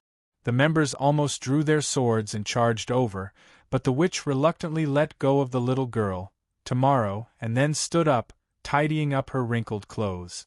Boss indicated that we can go in. Seeing this, the members stepped into the courtyard hesitantly, mainly because they had encountered too many unlucky things along the way. Although the problems weren't fatal, they were extremely uncomfortable. Come, let me introduce her to everyone. The leader of Yi Yan said with a smile, This is the legendary witch. I usually call her Miss Ing. Why don't you greet her? The members of the Drowning Dog group were startled. Then they immediately bowed 90 degrees, and said in a rough voice, Hello, Miss Ing. The turbid witch rolled her eyes, glanced at the boy in the baseball cap, and said indifferently, I can't accept the respect of the dark moon. Prince Desolate couldn't help blinking, pointing at himself and saying, You know me? The turbid witch said indifferently, I dreamed of you. You died miserably. Everyone was stunned, and they subconsciously looked at the boy in the baseball cap, but the boy in the baseball cap smiled slightly at this time. That should be really miserable. So, how many times have I died? Come in. The witch. Missing said indifferently. Chapter 22-28. Poor.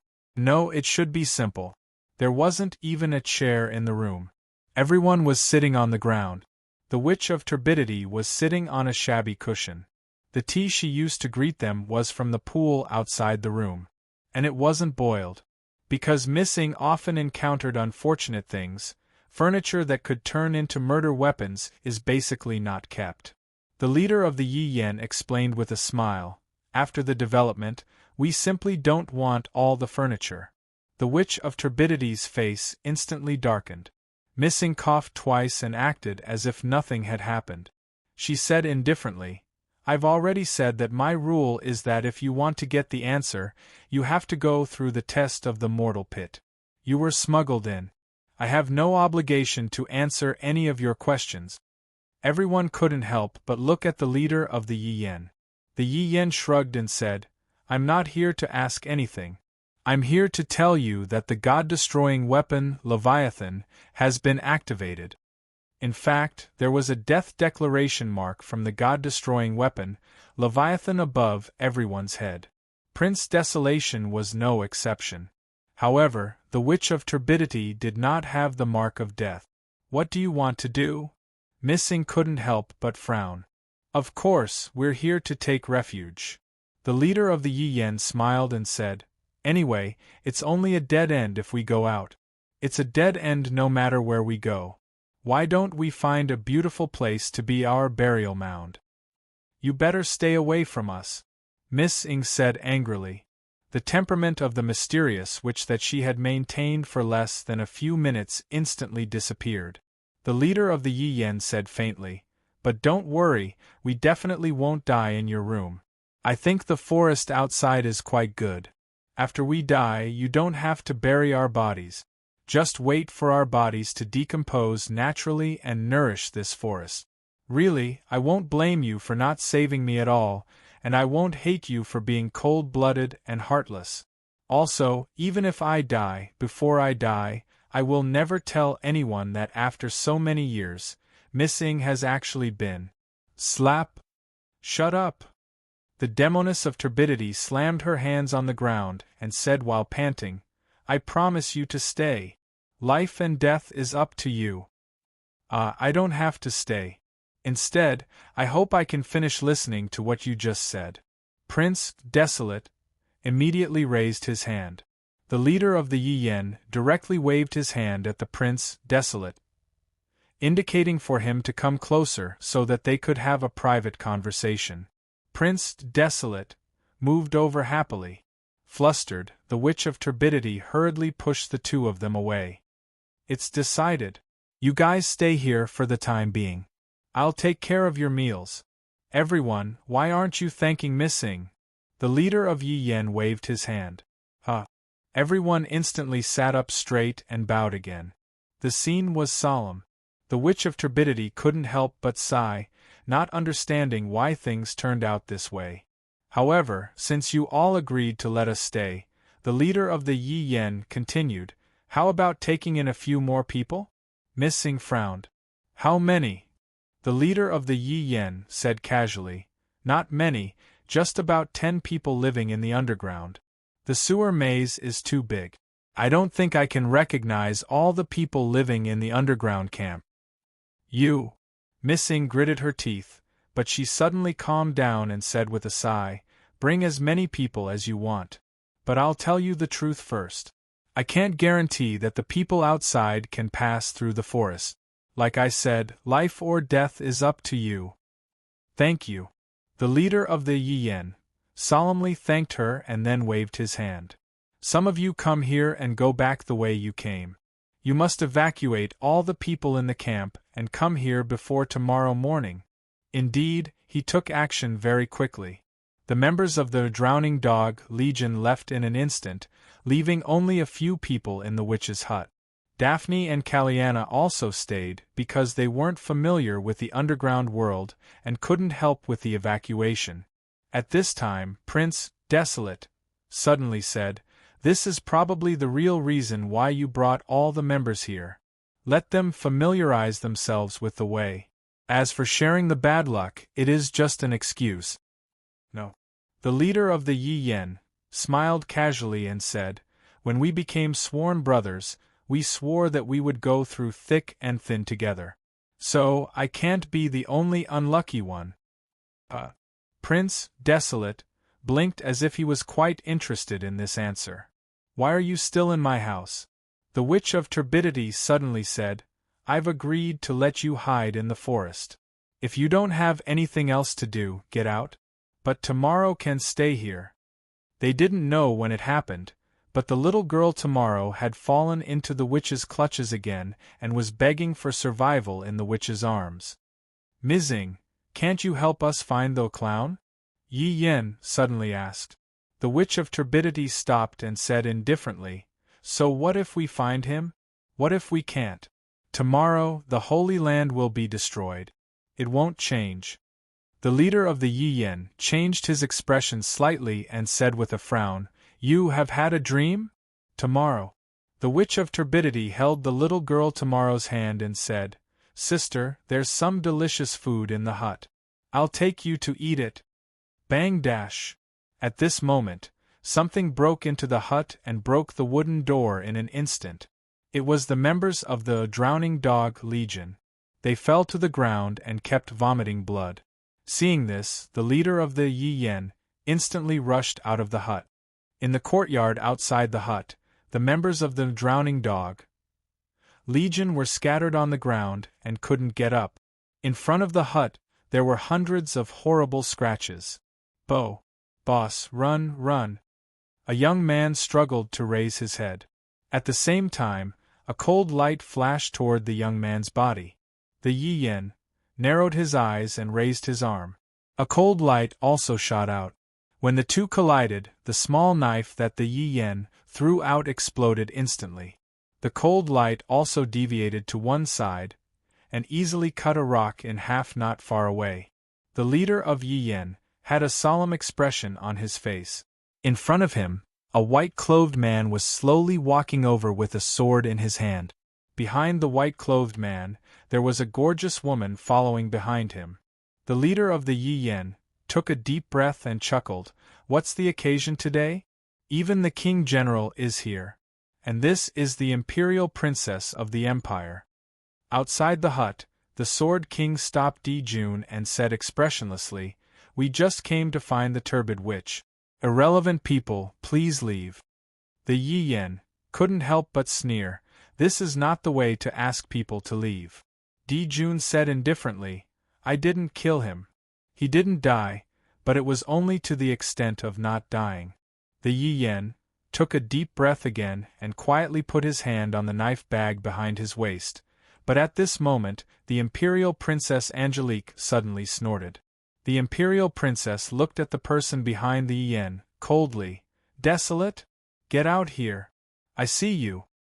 Oh my God! Isn't this Sister Huang?" The young man wearing a baseball cap walked out of the hut with a smile. "It's a good day today. Angelique, Sister Huang, are you also out for an outing?" "Your Highness, Desolate?" The Sword King frowned slightly and put his sword back into the scabbard.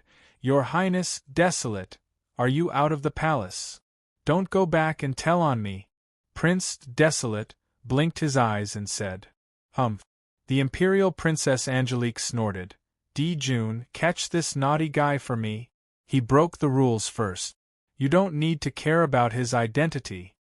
The Sword King thought for a while and walked out slowly, saying indifferently, "I'm sorry, Your Highness. Rules are rules. You can't break them. Please go back with me." "I want to go back with you." Prince Desolation sighed, "but I really can't leave this place right now because I've been cursed by the Witch of Turbidity. Once I leave this place, something very unfortunate will happen to me, right? You also know that misfortune will bring harm to your family. I don't want my beautiful Imperial Princess Angelique to die suddenly on the street." "Nonsense, when did I?" Miss Ing, who was hiding behind the pillar in the hut, wanted to clarify quickly. But before she finished her words, the Imperial Princess Angelique took the sword from Jun's hand and stabbed at Prince Desolate. "You've been cursed? Then I have no choice. Let me kill you. I'll just kill you." If you die, the curse will be lifted naturally. What if it can't be lifted? Then I'll kill you one more time until the curse is gone. It's very painful. Come on, be obedient. Let Sister Huang kill you several times. That pair of brother and sister really did make a move. The imperial princess stabbed Prince Desolate mercilessly one by one. Every sword hit the flesh. Even a life and death enemy was no match for her. But the conversation between the two was like a quarrel. The King of Sword was motionless at this time, as indifferent as a passerby, as if he was not surprised at all. But this shocked the people in Yi Yen. Are they really biological children? The leader of Yi Yen murmured subconsciously. Of course they are. Who is his biological child? The siblings continued to fight and be killed. After an unknown number of moves, Prince Desolate's heart was finally pierced once and he fell to the ground. However, as soon as he fell, he stood up easily as if nothing had happened. Imperial Princess Angelique, who was sweating all over, continued to wield her sword again. The King of Swords closed his eyes and rested. But at this moment, he felt his clothes being gently tugged. The King of Sword opened his eyes instantly. His sharp eyes shot out. But what he saw was a little girl who seemed to have an eye disease. At this moment, the little girl raised a teacup in front of the King of Swords. Emperor Jun frowned and looked up, only to find that Yi Yen was looking at him and greeting him in front of the door. I'm not thirsty, Emperor Jun said indifferently. Yi Yen also said so. The little girl whispered, he guessed correctly. The King of Sword frowned again and suddenly said, Are you also, Radiant Moon? The little girl, Ming Ming, shook her head and walked back from the edge of the courtyard with the teacup in her hand. King of Sword, Di Jun opened his mouth slightly but didn't take a step forward. He just looked at the door of the wooden house thoughtfully. Scones, do you want to eat? The leader of Yi Yen looked at the little girl and asked. She shook her head. At this time, the turbid witch directly grabbed the scones from Yi Yen. After taking a bite, she asked, How many times did he die? 3-4 times? Yi Yen counted his fingers, but you're right. This guy will die miserably. The turbid witch said indifferently, That's not what I saw. Then what's it like? Yi Yen looked up and asked. The demoness of turbidity immediately shut her mouth. Yi Yen shrugged as if he was used to this. By the way, is something about to fall? Fall down. The turbid witch was startled and suddenly looked up. Oh, the giant mortal serpent has been purified. I forgot about it. Above the Taoyuan, a huge round plate was falling down rapidly. The place where the witch was falling was the place where she was. It's going to land. People below, get out of the way. Shouts came directly at this time. This sounds like Ms. Yulia's voice. Daphne hurriedly ran out and looked up. On the huge round plate, a figure holding the plate with both hands like a serf was none other than a senior Yulia.